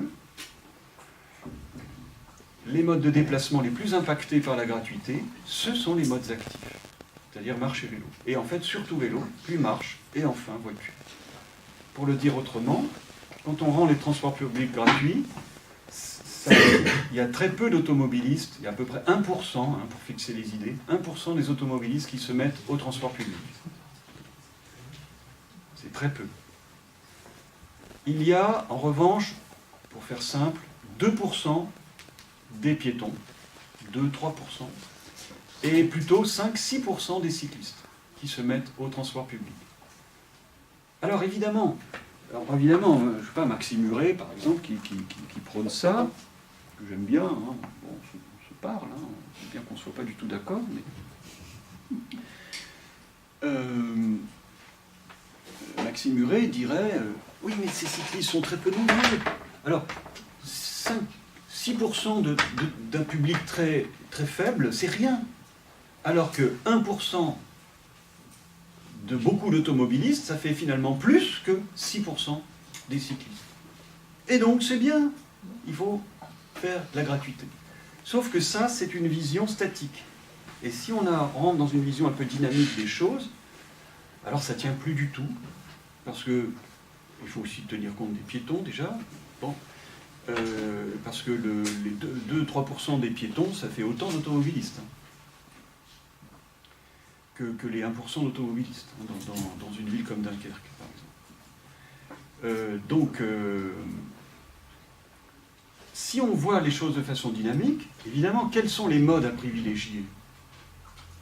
Alors on est vraiment dans le sujet de la décroissance. La décroissance, c'est quoi? C'est du low-tech. Il faut encourager les low-tech. Vous connaissez l'expression, les technologies pas compliquées. Et il n'y a rien de plus simple que des chaussures, je suis désolé. Et puis, un peu plus compliqué, c'est vrai, c'est c'est le vélo. Bon. Mais, quand même, c'est ça qui est génial avec les ateliers, tu en parleras mieux que moi, c'est que le vélo est encore l'un des rares biens de consommation durable qui est réparable soi-même. Trouvez-moi d'autres, il n'y en a pas tellement d'autres. Donc, c'est ça qui est extraordinaire. Et Ivan Illich, ceux qui connaissent, qui ont lu peut-être, le disait déjà en 73. Bon, alors, donc pour moi, c'est une absurdité de mettre des cyclistes ou des piétons dans un transport public gratuit. Ça n'a aucun sens. Pour moi, ça n'a aucun sens. Puisque on a là des modes de déplacement très peu coûteux qui rendent vraiment autonomes les gens, mais vraiment autonomes, et on les amène à quitter ces modes-là et à utiliser un transport public très coûteux et high-tech. Je suis désolé, le transport public, c'est high-tech. Renseignez-vous, c'est high-tech. Et ça consomme des ressources dingues, même si on ramène ça à chaque personne transportée. Ça consomme bien plus de ressources que le vélo, et a fortiori que la marche. Oui, peut-être Marc sur ce qui motive les gens et comment est-ce qu'on motive les gens à faire du vélo. Ouais, bah, c'est sûr qu'on essaie de lever les freins de comment les gens voilà, ils peuvent devenir cyclistes. C'est sûr que c'est pas toujours simple. Des fois, nous, quand il y a des gens qui viennent chez nous, on leur dit tu veux poser une question en même temps ? J'aimerais bien pouvoir contribuer avec une. Ok. Eh ben, nous, il y a pas mal de gens aussi qui viennent chez nous et des fois, on n'a pas toujours les vélos à réparer. Donc déjà, on va leur dire, faut mettre les mains à la pâte. Faut que tu te construises ton vélo, quoi. Donc ça déjà, ça leur demande un effort parce que voilà, les gens ils courent un peu partout, donc c'est aussi un peu plus compliqué. Il y a un des freins qu'on n'a pas trop parlé aussi, c'est quand même l'apprentissage de savoir faire du vélo. Il y a quand même aussi beaucoup parmi aussi les gens un peu les plus fragiles qui ne savent pas faire de vélo. Donc il y a un vrai frein où ils ne sont pas en sécurité, où il y a une angoisse, un accident qui font que les gens ne se mettent pas au vélo. Donc ça c'est important pour moi aussi de pousser à l'apprentissage. Alors il y a une loi qui va sortir là qui est déjà sortie, en tout cas pour que tous les jeunes, à partir du 6e en tout cas, ont un accès à un permis pour savoir rouler. Ça va devenir obligatoire. Donc ça c'est aussi je pense pour moi un vrai levier aussi voilà, pour essayer de rassurer les gens. Il y a souvent aussi des questions de cartographie quand des gens vont travailler sur des questions de plan de déplacement à mobilité pour des entreprises. Le frein, souvent ils se disent je sais pas par où passer parce qu'ils ont l'impression d'être dans leur voiture, en fait, se dire je vais faire mon trajet en voiture et comment je peux pas prendre l'autoroute quoi avec mon vélo, c'est pas possible quoi. Donc leur faire voir un peu des itinéraires qui sont cyclables, pour moi c'est pareil, c'est assez important, ou quitte à faire un voyage avec eux, en tout cas faire un parcours avec eux en tant que vélo coach ou j'en sais rien. Voilà. En tout cas, les accompagner, ça c'est aussi important. Là, il y a ce frein aussi qui est souvent la peur de la panne, de se retrouver en panne voilà, avec son vélo. Donc là, nous, on y contribue aussi un peu à travers les ateliers de vélo où on ne fait pas de la réparation pour eux, on apprend aux gens à réparer. Et ça, c'est aussi pour moi hyper important que les gens puissent lever ce frein-là, quoi. Voilà, pour moi, c'est quand même ça qui me semble aussi important. Et après, il y a tout un volet d'éducation, de de casser un peu ces croyances hein, que les gens ils ont et qu'il faut essayer de lever, quoi, parce qu'à chaque fois il y a tout un tas de croyances qui sont derrière, et puis il y a des espèces d'automatismes où le papa va acheter une voiture à son enfant parce que c'est comme ça qu'il faut que ça se passe, quoi. Et quand l'enfant refuse aussi ou dit non, même si je viens d'avoir mon permis, mais non, je veux pas de voiture, quoi. C'est aussi aux générations à venir, aux générations futures aussi, à un moment de se dire non, on essaye de casser un peu les croyances ou les systèmes qui sont un peu en place, quoi. Ouais. Oui, bonsoir tout le monde. Moi je m'appelle Charles Nadien, je suis en fait le président de l'association Paris en scène. C'est une association sur Paris et sa métropole dont l'objectif c'est qu'il y ait plus de déplacements qui soient faits à vélo. Forcément on s'est un peu posé la question de savoir comment on allait faire pour que les gens se mettent au vélo. Donc on a eu pas mal d'études qui sont faites ici et il y en a d'autres qu'on allait retrouver à l'étranger. Je peux citer par exemple le baromètre des villes cyclables que la FUB a fait au niveau national. Et sur ces 113 000 réponses qui ont été obtenues, il y avait une énorme demande d'être séparés du trafic motorisé, une énorme expression du fait que les villes n'étaient pas assez sûres pour que les enfants et les seniors puissent se déplacer en sécurité. Et donc là, parmi tous les leviers et tous les freins qu'il faut lever qui ont été évoqués, je pense que c'est vraiment important ce soir qu'on puisse aussi se dire qu'il y a une hiérarchie.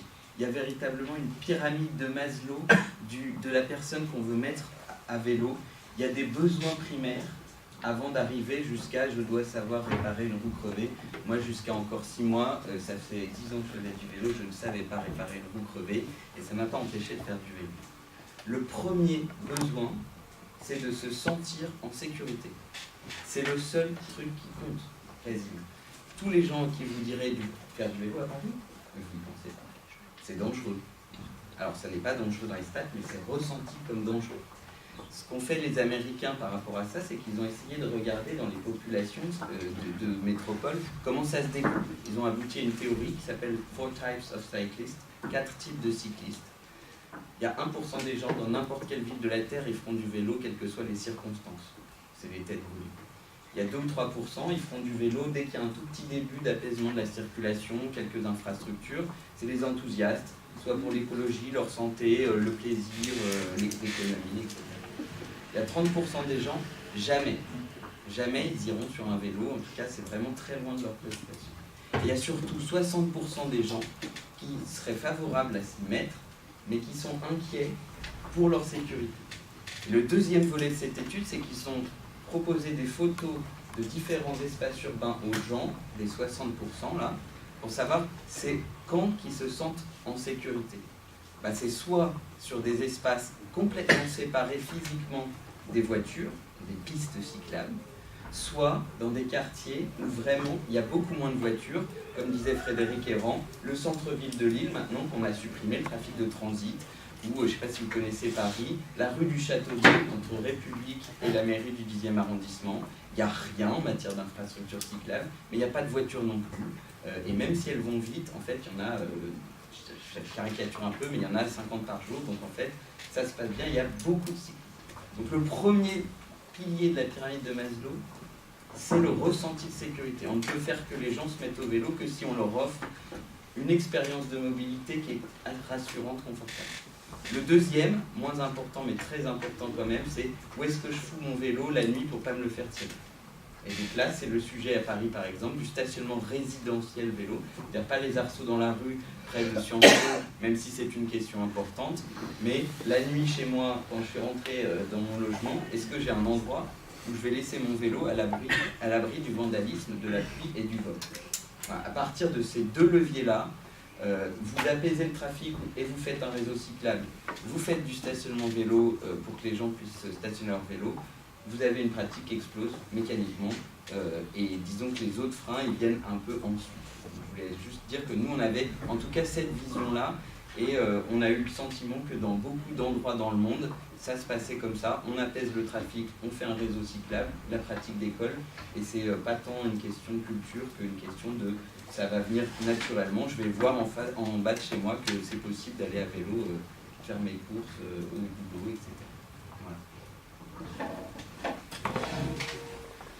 Merci beaucoup. Est-ce qu'il y a d'autres questions Je voulais rebondir sur ce que vient de dire Charles et puis sur ce qu'on a dit ce qu'a dit Frédéric juste avant.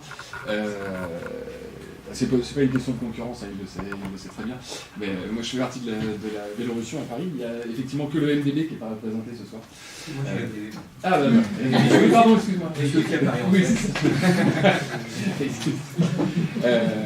L'idée, c'est que je pense que le vélo, c'est bien, mais il y a des choses pour lesquelles il est aussi important, puisque Frédéric a parlé aussi beaucoup de transports en commun et qu'il y a des questions qui ont été posées sur les transports en commun. L'important, il est plutôt les transports au sens large, c'est-à-dire, grosso modo, comment on se déplace. Et à partir du moment où on parle de comment on se déplace, l'important, c'est aussi de parler de zone de pertinence d'un moyen de transport jusqu'à une certaine distance de déplacement. Alors, c'est des choses sur lesquelles les études ne sont pas très, d'accord, parce que si je reprends par exemple les chiffres de l'ADEME, que ce soit vélo ou VAE, vous donnent des chiffres qui disent que le vélo en moyenne dans les grandes villes, ça va être 3,2 km et 7,6 pour du vélo à assistance électrique. La grande majorité des gens qui sont ici et qui font du vélo, je peux vous assurer qu'ils ont fait plus de 7,6 km pour venir. Et la grande majorité des gens qu'on a dans nos associations, ils font plus de 7,6 km par jour. Donc c'est aussi faisable sans un vélo à assistance électrique. Et je reviens juste sur le point parce que ça c'est ma marotte, sur le point de la dénivellation. La France est le 3e pays en Europe en termes d'altitude moyenne. Voilà. Donc à Paris, l'altitude la plus importante, elle est chez moi, c'est 180 mètres. Voilà. Et en venant, j'ai croisé des gens qui venaient à Vélizy ou qui descendaient vers Paris, et il y a des gens qui le font tous les jours et qui le font sans vélo à assistance électrique. Alors après, il y a d'autres manières de faire aussi. On peut voir avec les moyens de transport, je pense à des villes comme Berne, je pense à des villes comme Stuttgart, voilà. Il y a au moment de la construction du tramway T6 la possibilité de mettre un plateau devant avec 10 places de vélo, et puis les gens quand ils arrivent en bas de la côte de Châtillon, ils mettent leur vélo sur le tramway, ils montent dedans, et là on fait vraiment de l'intermodalité, on monte la côte et on prend son vélo parce qu'en haut c'est plat.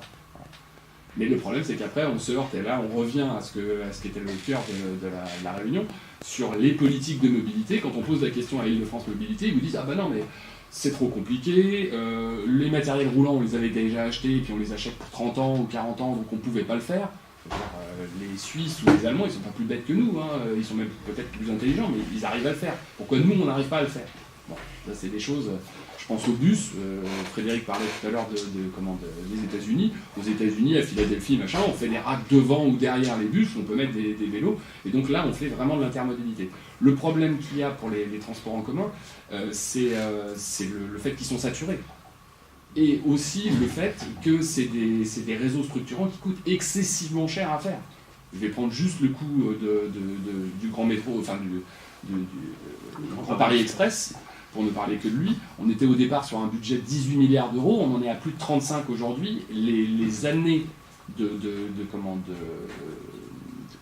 en train de chercher le terme, d'absorption des investissements faits, pour l'instant on est sur 2081. Et on sait qu'a priori on sera plutôt sur 50 milliards, c'est-à-dire qu'on va dépasser l'amortissement après 2100. Donc, même mes enfants à moi ne le connaîtront pas.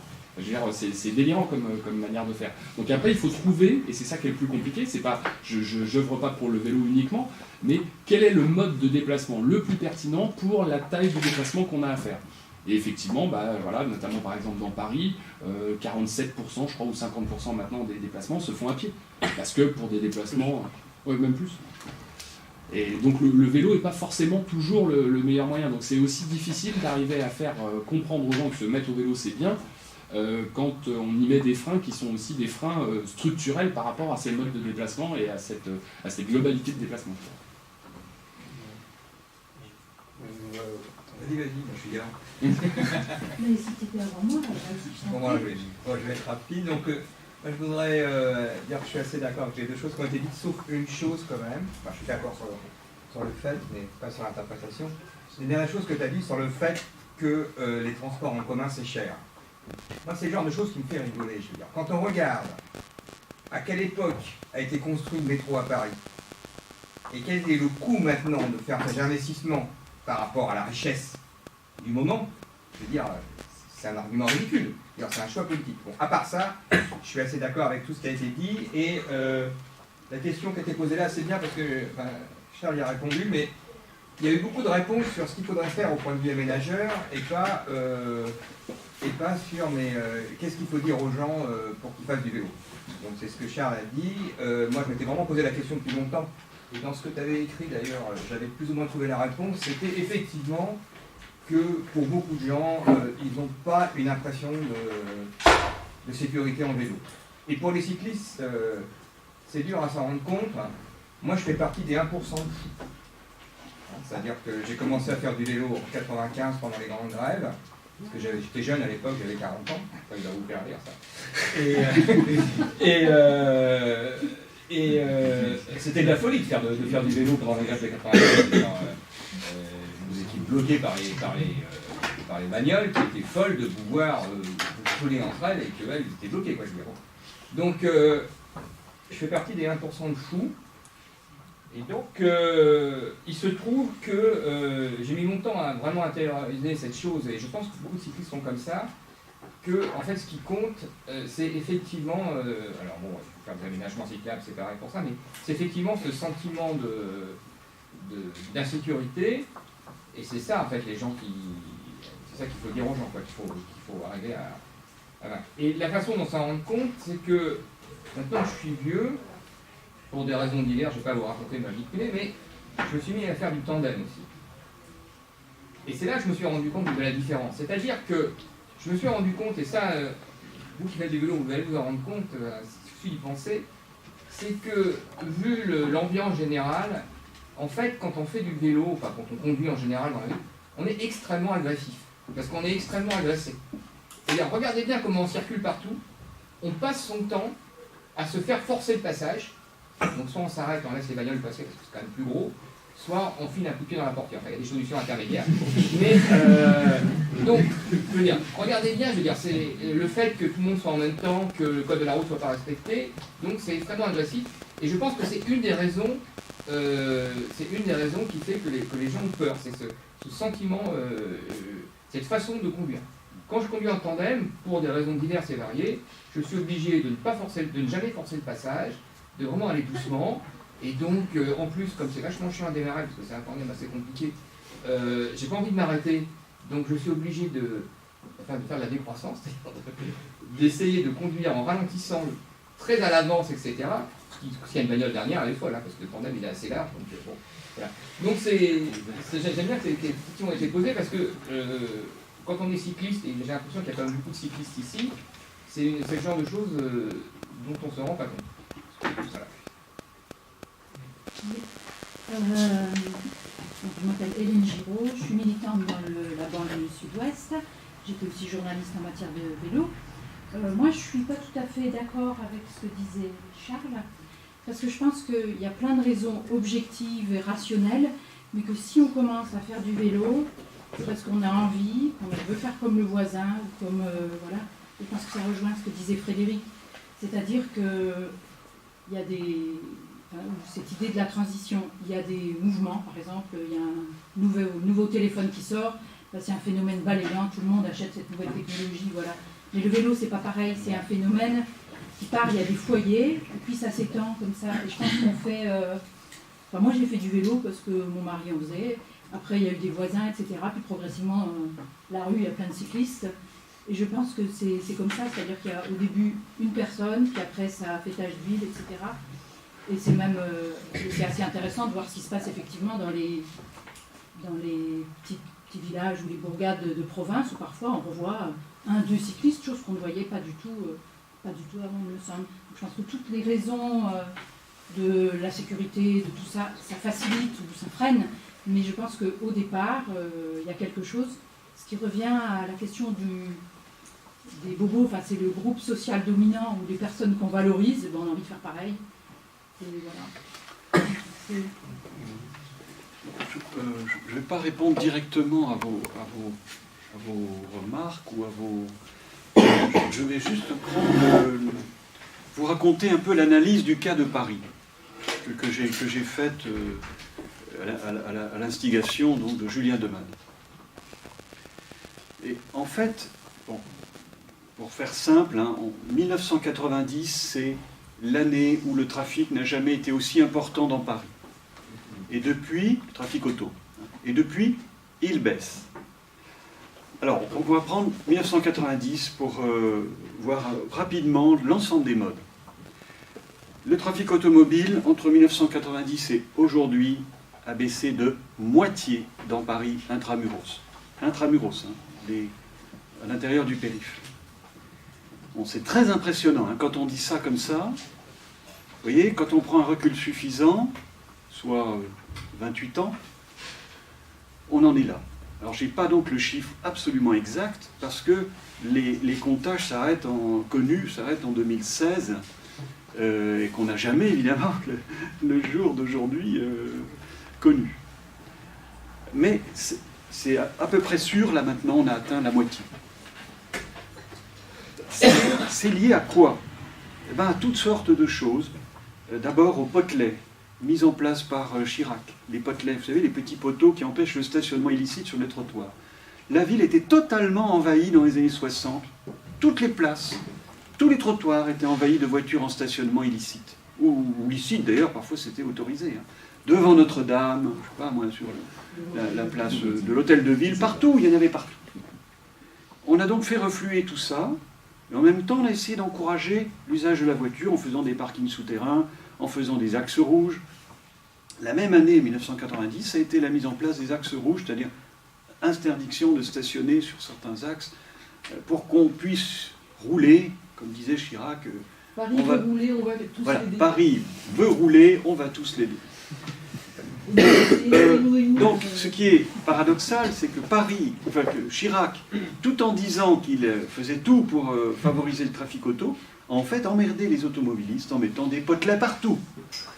Et il était bien obligé de le faire, parce que ça n'avait aucun sens de laisser toutes les voitures stationner n'importe où. Donc, qui a commencé à réduire le trafic auto? C'est Chirac. Mais sans le dire. Mais en le faisant. Bel et bien. C'est tout à fait intéressant de découvrir ça.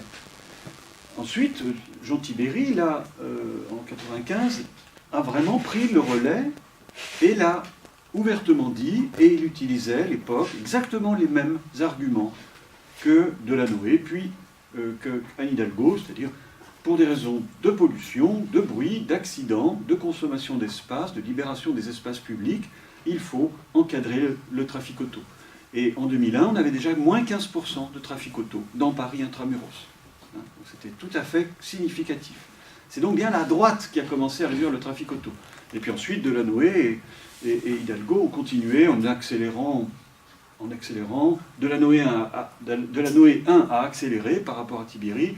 Delanoë 2 a plutôt un peu ralenti. Et puis Hidalgo a à nouveau accéléré un peu. Mais sur le même rythme que Delanoë 1, à peu près. Hein.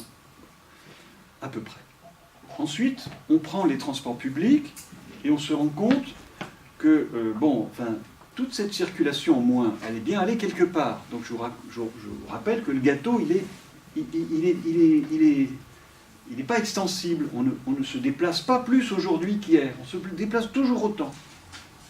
Et il se trouve qu'entre 1990 et aujourd'hui, la population parisienne est à peu près restée la même. On est à peu près à 2 150 000, à peu près.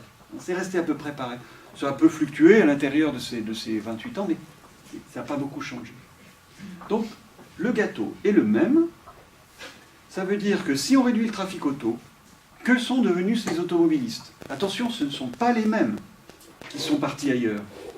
C'est aussi des gens nouveaux qui arrivent à Paris et qui, il y a 30 ans, auraient pris naturellement la voiture et aujourd'hui savent que, avec beaucoup moins de trafic auto dans Paris, 2 fois moins, quand on s'installe à Paris, on sait aujourd'hui que ce n'est pas la voiture qu'il faut prendre.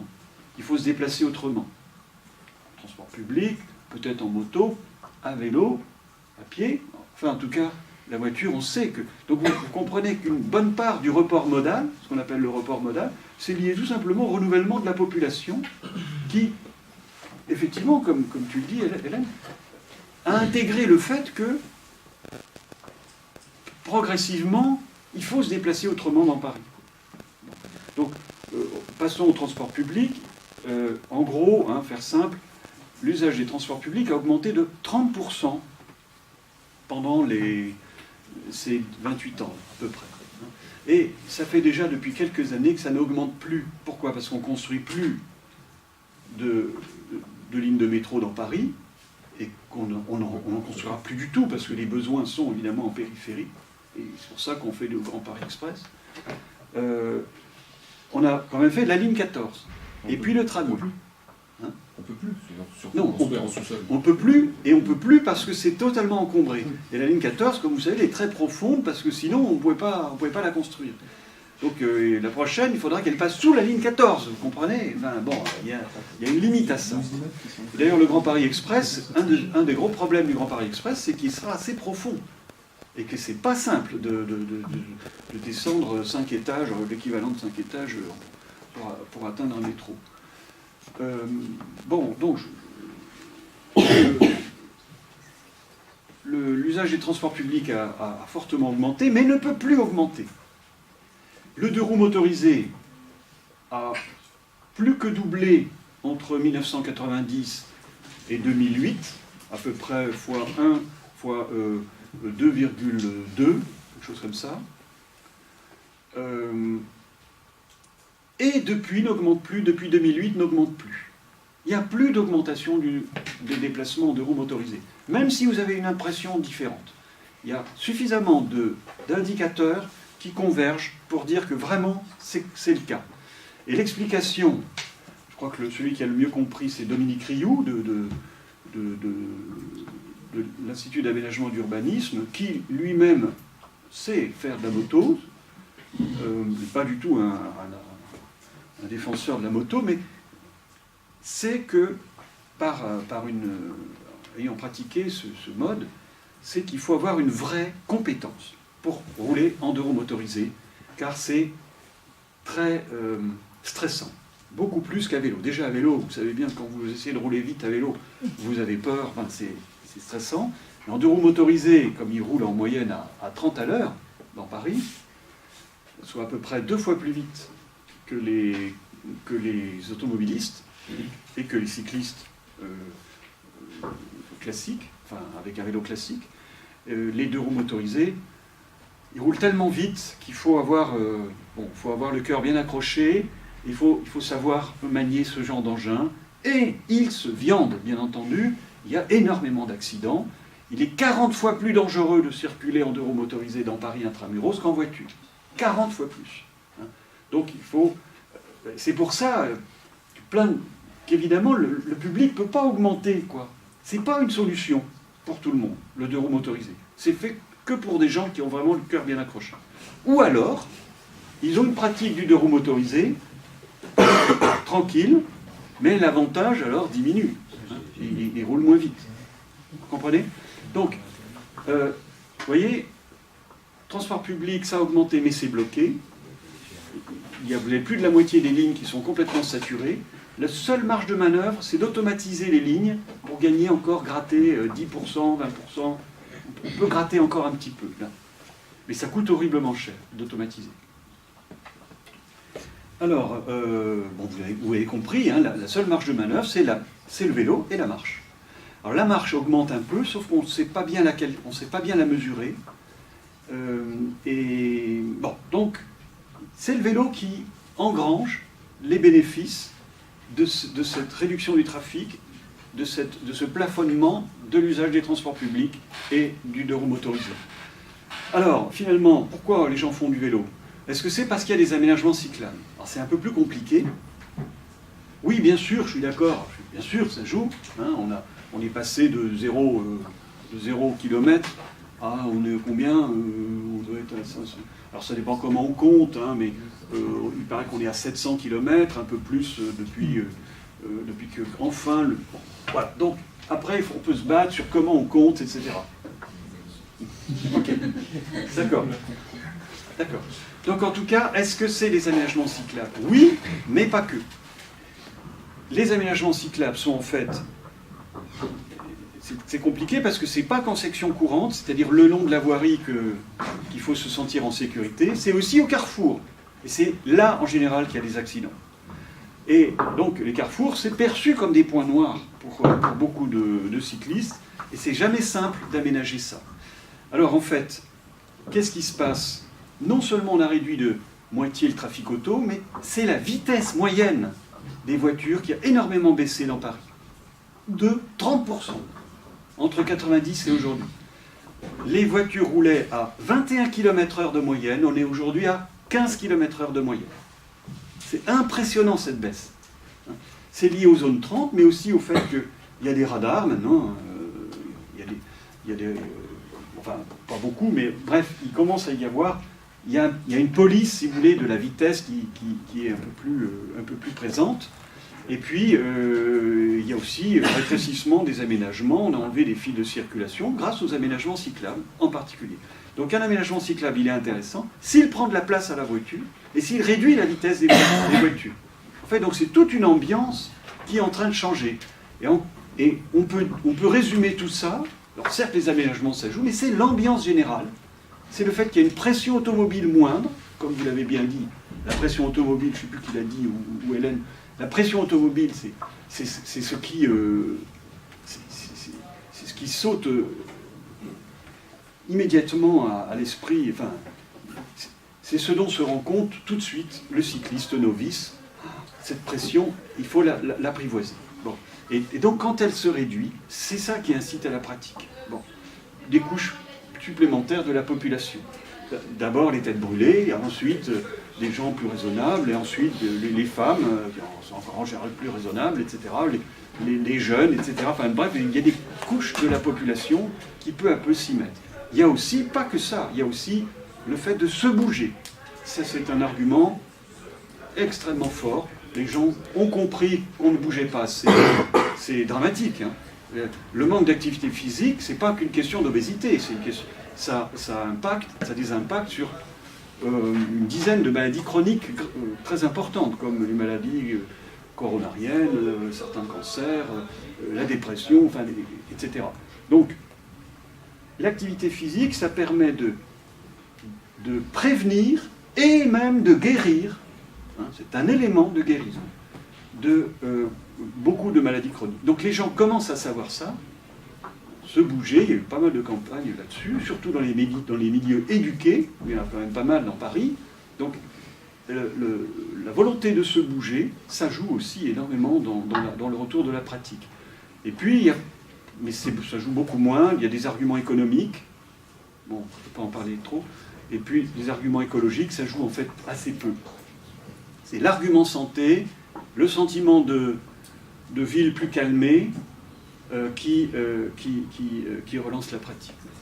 On va prendre une dernière série de questions, remarques. Moi, je me demandais quelle était vos positions, et notamment aussi celle des fédérations d'usagers de la bicyclette, et les autres aussi, sur les nouveaux engins de mobilité que sont les trottinettes électriques, les gyropodes, etc. Est-ce que vous pensez que ces engins sont concurrents et ils freinent du coup des parts modales au vélo? Ou est-ce qu'au contraire, c'est quelque chose qui va permettre justement de donner plus de place aux bicyclettes et donc de favoriser tout le monde, quoi. Je vais peut-être prendre toutes les remarques comme ça, parce qu'on a encore 5 minutes. Oui. Donc, Priscilla Benedetti, je travaille à la mairie de Montreuil. Je suis chargée des aménagements cyclables du coup à la ville. Et du coup, nous, on a beaucoup cette question de politique de Beauvau. On est souvent accusé de ça à Montreuil, qui est une ville quand même assez scindée entre Beauvau et Coco, comme ils disent. Et du coup, on nous accuse aussi beaucoup de marketing territorial. Donc, du coup, on en parlera une autre fois. Et en fait, je voulais revenir sur quelque chose qui a été évoqué par Charles, au niveau des stationnements des vélobox. Comme on parlait de décroissance, et de ce qui pouvait être fait pour améliorer la pratique cyclable dans les villes. Les vélobox, je ne sais pas si tout le monde sait ce que c'est du coup. c'est un stationnement pour les vélos. Du coup, c'est des box à poser sur l'espace public avec une tôle. C'est pour 5 à 6 vélos. Et en fait, nous, la ville de Montreuil, on va les mettre en place. On en a acheté, c'est prévu. Mais par exemple, en termes de décroissance, on en parle. Ça, c'est du stationnement électronique. Il y a des batteries dedans, elles changent tous les ans. Est-ce que c'est de la privatisation de l'espace public au final? Enfin, il y a plein de questions comme ça qui se posent sur ce genre de dispositif. Comment? Aujourd'hui, il y a des voitures privatisées. Mais oui, mais en fait, il y a plein de questions. Du coup, j'aurais voulu savoir ce que vous en pensiez parce que. Comment vous avez fait le choix de la barre électronique en fait? En fait, il y a soit ça, soit celle à clé. Oui, avec un cadenas sur son propre cadenas par exemple. Mais en fait, ça, c'est trop compliqué parce que. Enfin, du coup, je sais pas, si vous voulez prendre juste une question. Cadenas, j'ai obligé de changer le cylindre et du coup, ça coûte hyper cher. Voilà, c'est ça. Donc, beaucoup de fabricants proposent des systèmes à digicode, trucs smartphone ou machin comme ça qui impliquent effectivement les systèmes. Et pourquoi vous ne cherchez pas à simplement augmenter la surveillance dans la rue? Ça c'est assez compliqué. Mais en surtout quand on parle de quelque chose qu'on veut mettre sur tout le territoire, à Paris par exemple, on est une des villes les plus denses du monde. Si on commence à mettre des vélobox partout si tout le monde commençait à demander une vélobox, comment on ferait du coup pour en mettre partout? Vous êtes comme à Paris, mais encore plus qu'à Paris, sur une politique d'amorçage. C'est-à-dire que Montreuil, il y a encore moins de pratique du vélo qu'à Paris. C'est une des villes de banlieue où il y en a beaucoup quand même, par rapport à d'autres. Mais vous êtes sur une politique d'amorçage. Et Paris aussi est sur une politique d'amorçage. C'est-à-dire qu'en fait, Paris est 7e sur 11 métropoles de plus de 200 000 habitants en matière de vélo. Juste pour rappel, la France est 25e sur 27 en Union européenne. Donc il faut dire à quel point on est à la rue. Ça veut rien dire. Donc en fait c'est un outil d'amorçage, c'est-à-dire que le but de ces box, c'est d'aller chercher les 3-4% pour pouvoir avoir des gens qui vont demander d'autres choses qui permettront d'aller taper dans les 60%. Donc en fait c'est une politique de démarrage quand on est au ras des pâquerettes. Je ne sais pas quelle est la part modèle à montrer, mais je pense qu'on doit être autour de 3%. Voilà. Donc on est au ras des pâquerettes. Donc l'idée c'est d'aller chercher quelques autres en déblanquant ceux qui n'ont pas peur. Mesdames, messieurs, nous vous informons que le bâtiment va fermer ses portes dans quelques minutes. Merci de bien vouloir commencer à vous diriger vers les sorties. Je voulais prendre d'autres questions et on peut Je peux répondre peut-être rapidement. We inform you that we shall close within a few minutes. Aux EDP. Thank you for starting to go to the exits.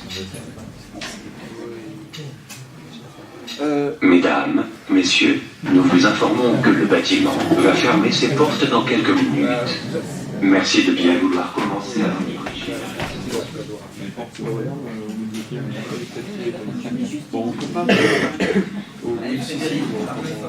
Les EDP en 30 secondes, ils sont dangereux, ils sont peu fiables, ils sont inconfortables et donc ils n'ont peu d'avenir. C'est un mouvement de mode très puissant qui va retomber en bonne partie. On va être plus bref. Je sais pas. C'est aussi vrai qu'il y a des législations qui nous pendonnaient et qui, là pour le coup, vont vraiment pas dans le sens des cyclistes. Non, mais de toute façon, que vous le vouliez ou non, il y a... Ah non, mais je suis là. Les roues des patinettes, des trottinettes, vous voyez, c'est tout petit, un nid de poule. Et ben voilà, vous tombez, la nuit tombe de plus en plus tôt, et vous tomberez aussi de plus en plus tôt dans les nids de poule. C'est ça le problème. Quand vous serez cassé toutes les dents parce que vous êtes dans une position, hein, quand on est sur une trottinette, les freins sont mauvais, les roues prennent le moindre défaut de la route, et vous êtes au milieu de la patinette. Sur un vélo, vous êtes à l'arrière du vélo. C'est déjà bien plus sécurisant. Vous êtes aussi... donc, bref, je ne vais pas développer. C'est dangereux, la patinette. Donc, j'ai écrit un article là-dessus, hein, si ça vous intéresse. Il est téléchargeable gratuitement. Merci beaucoup.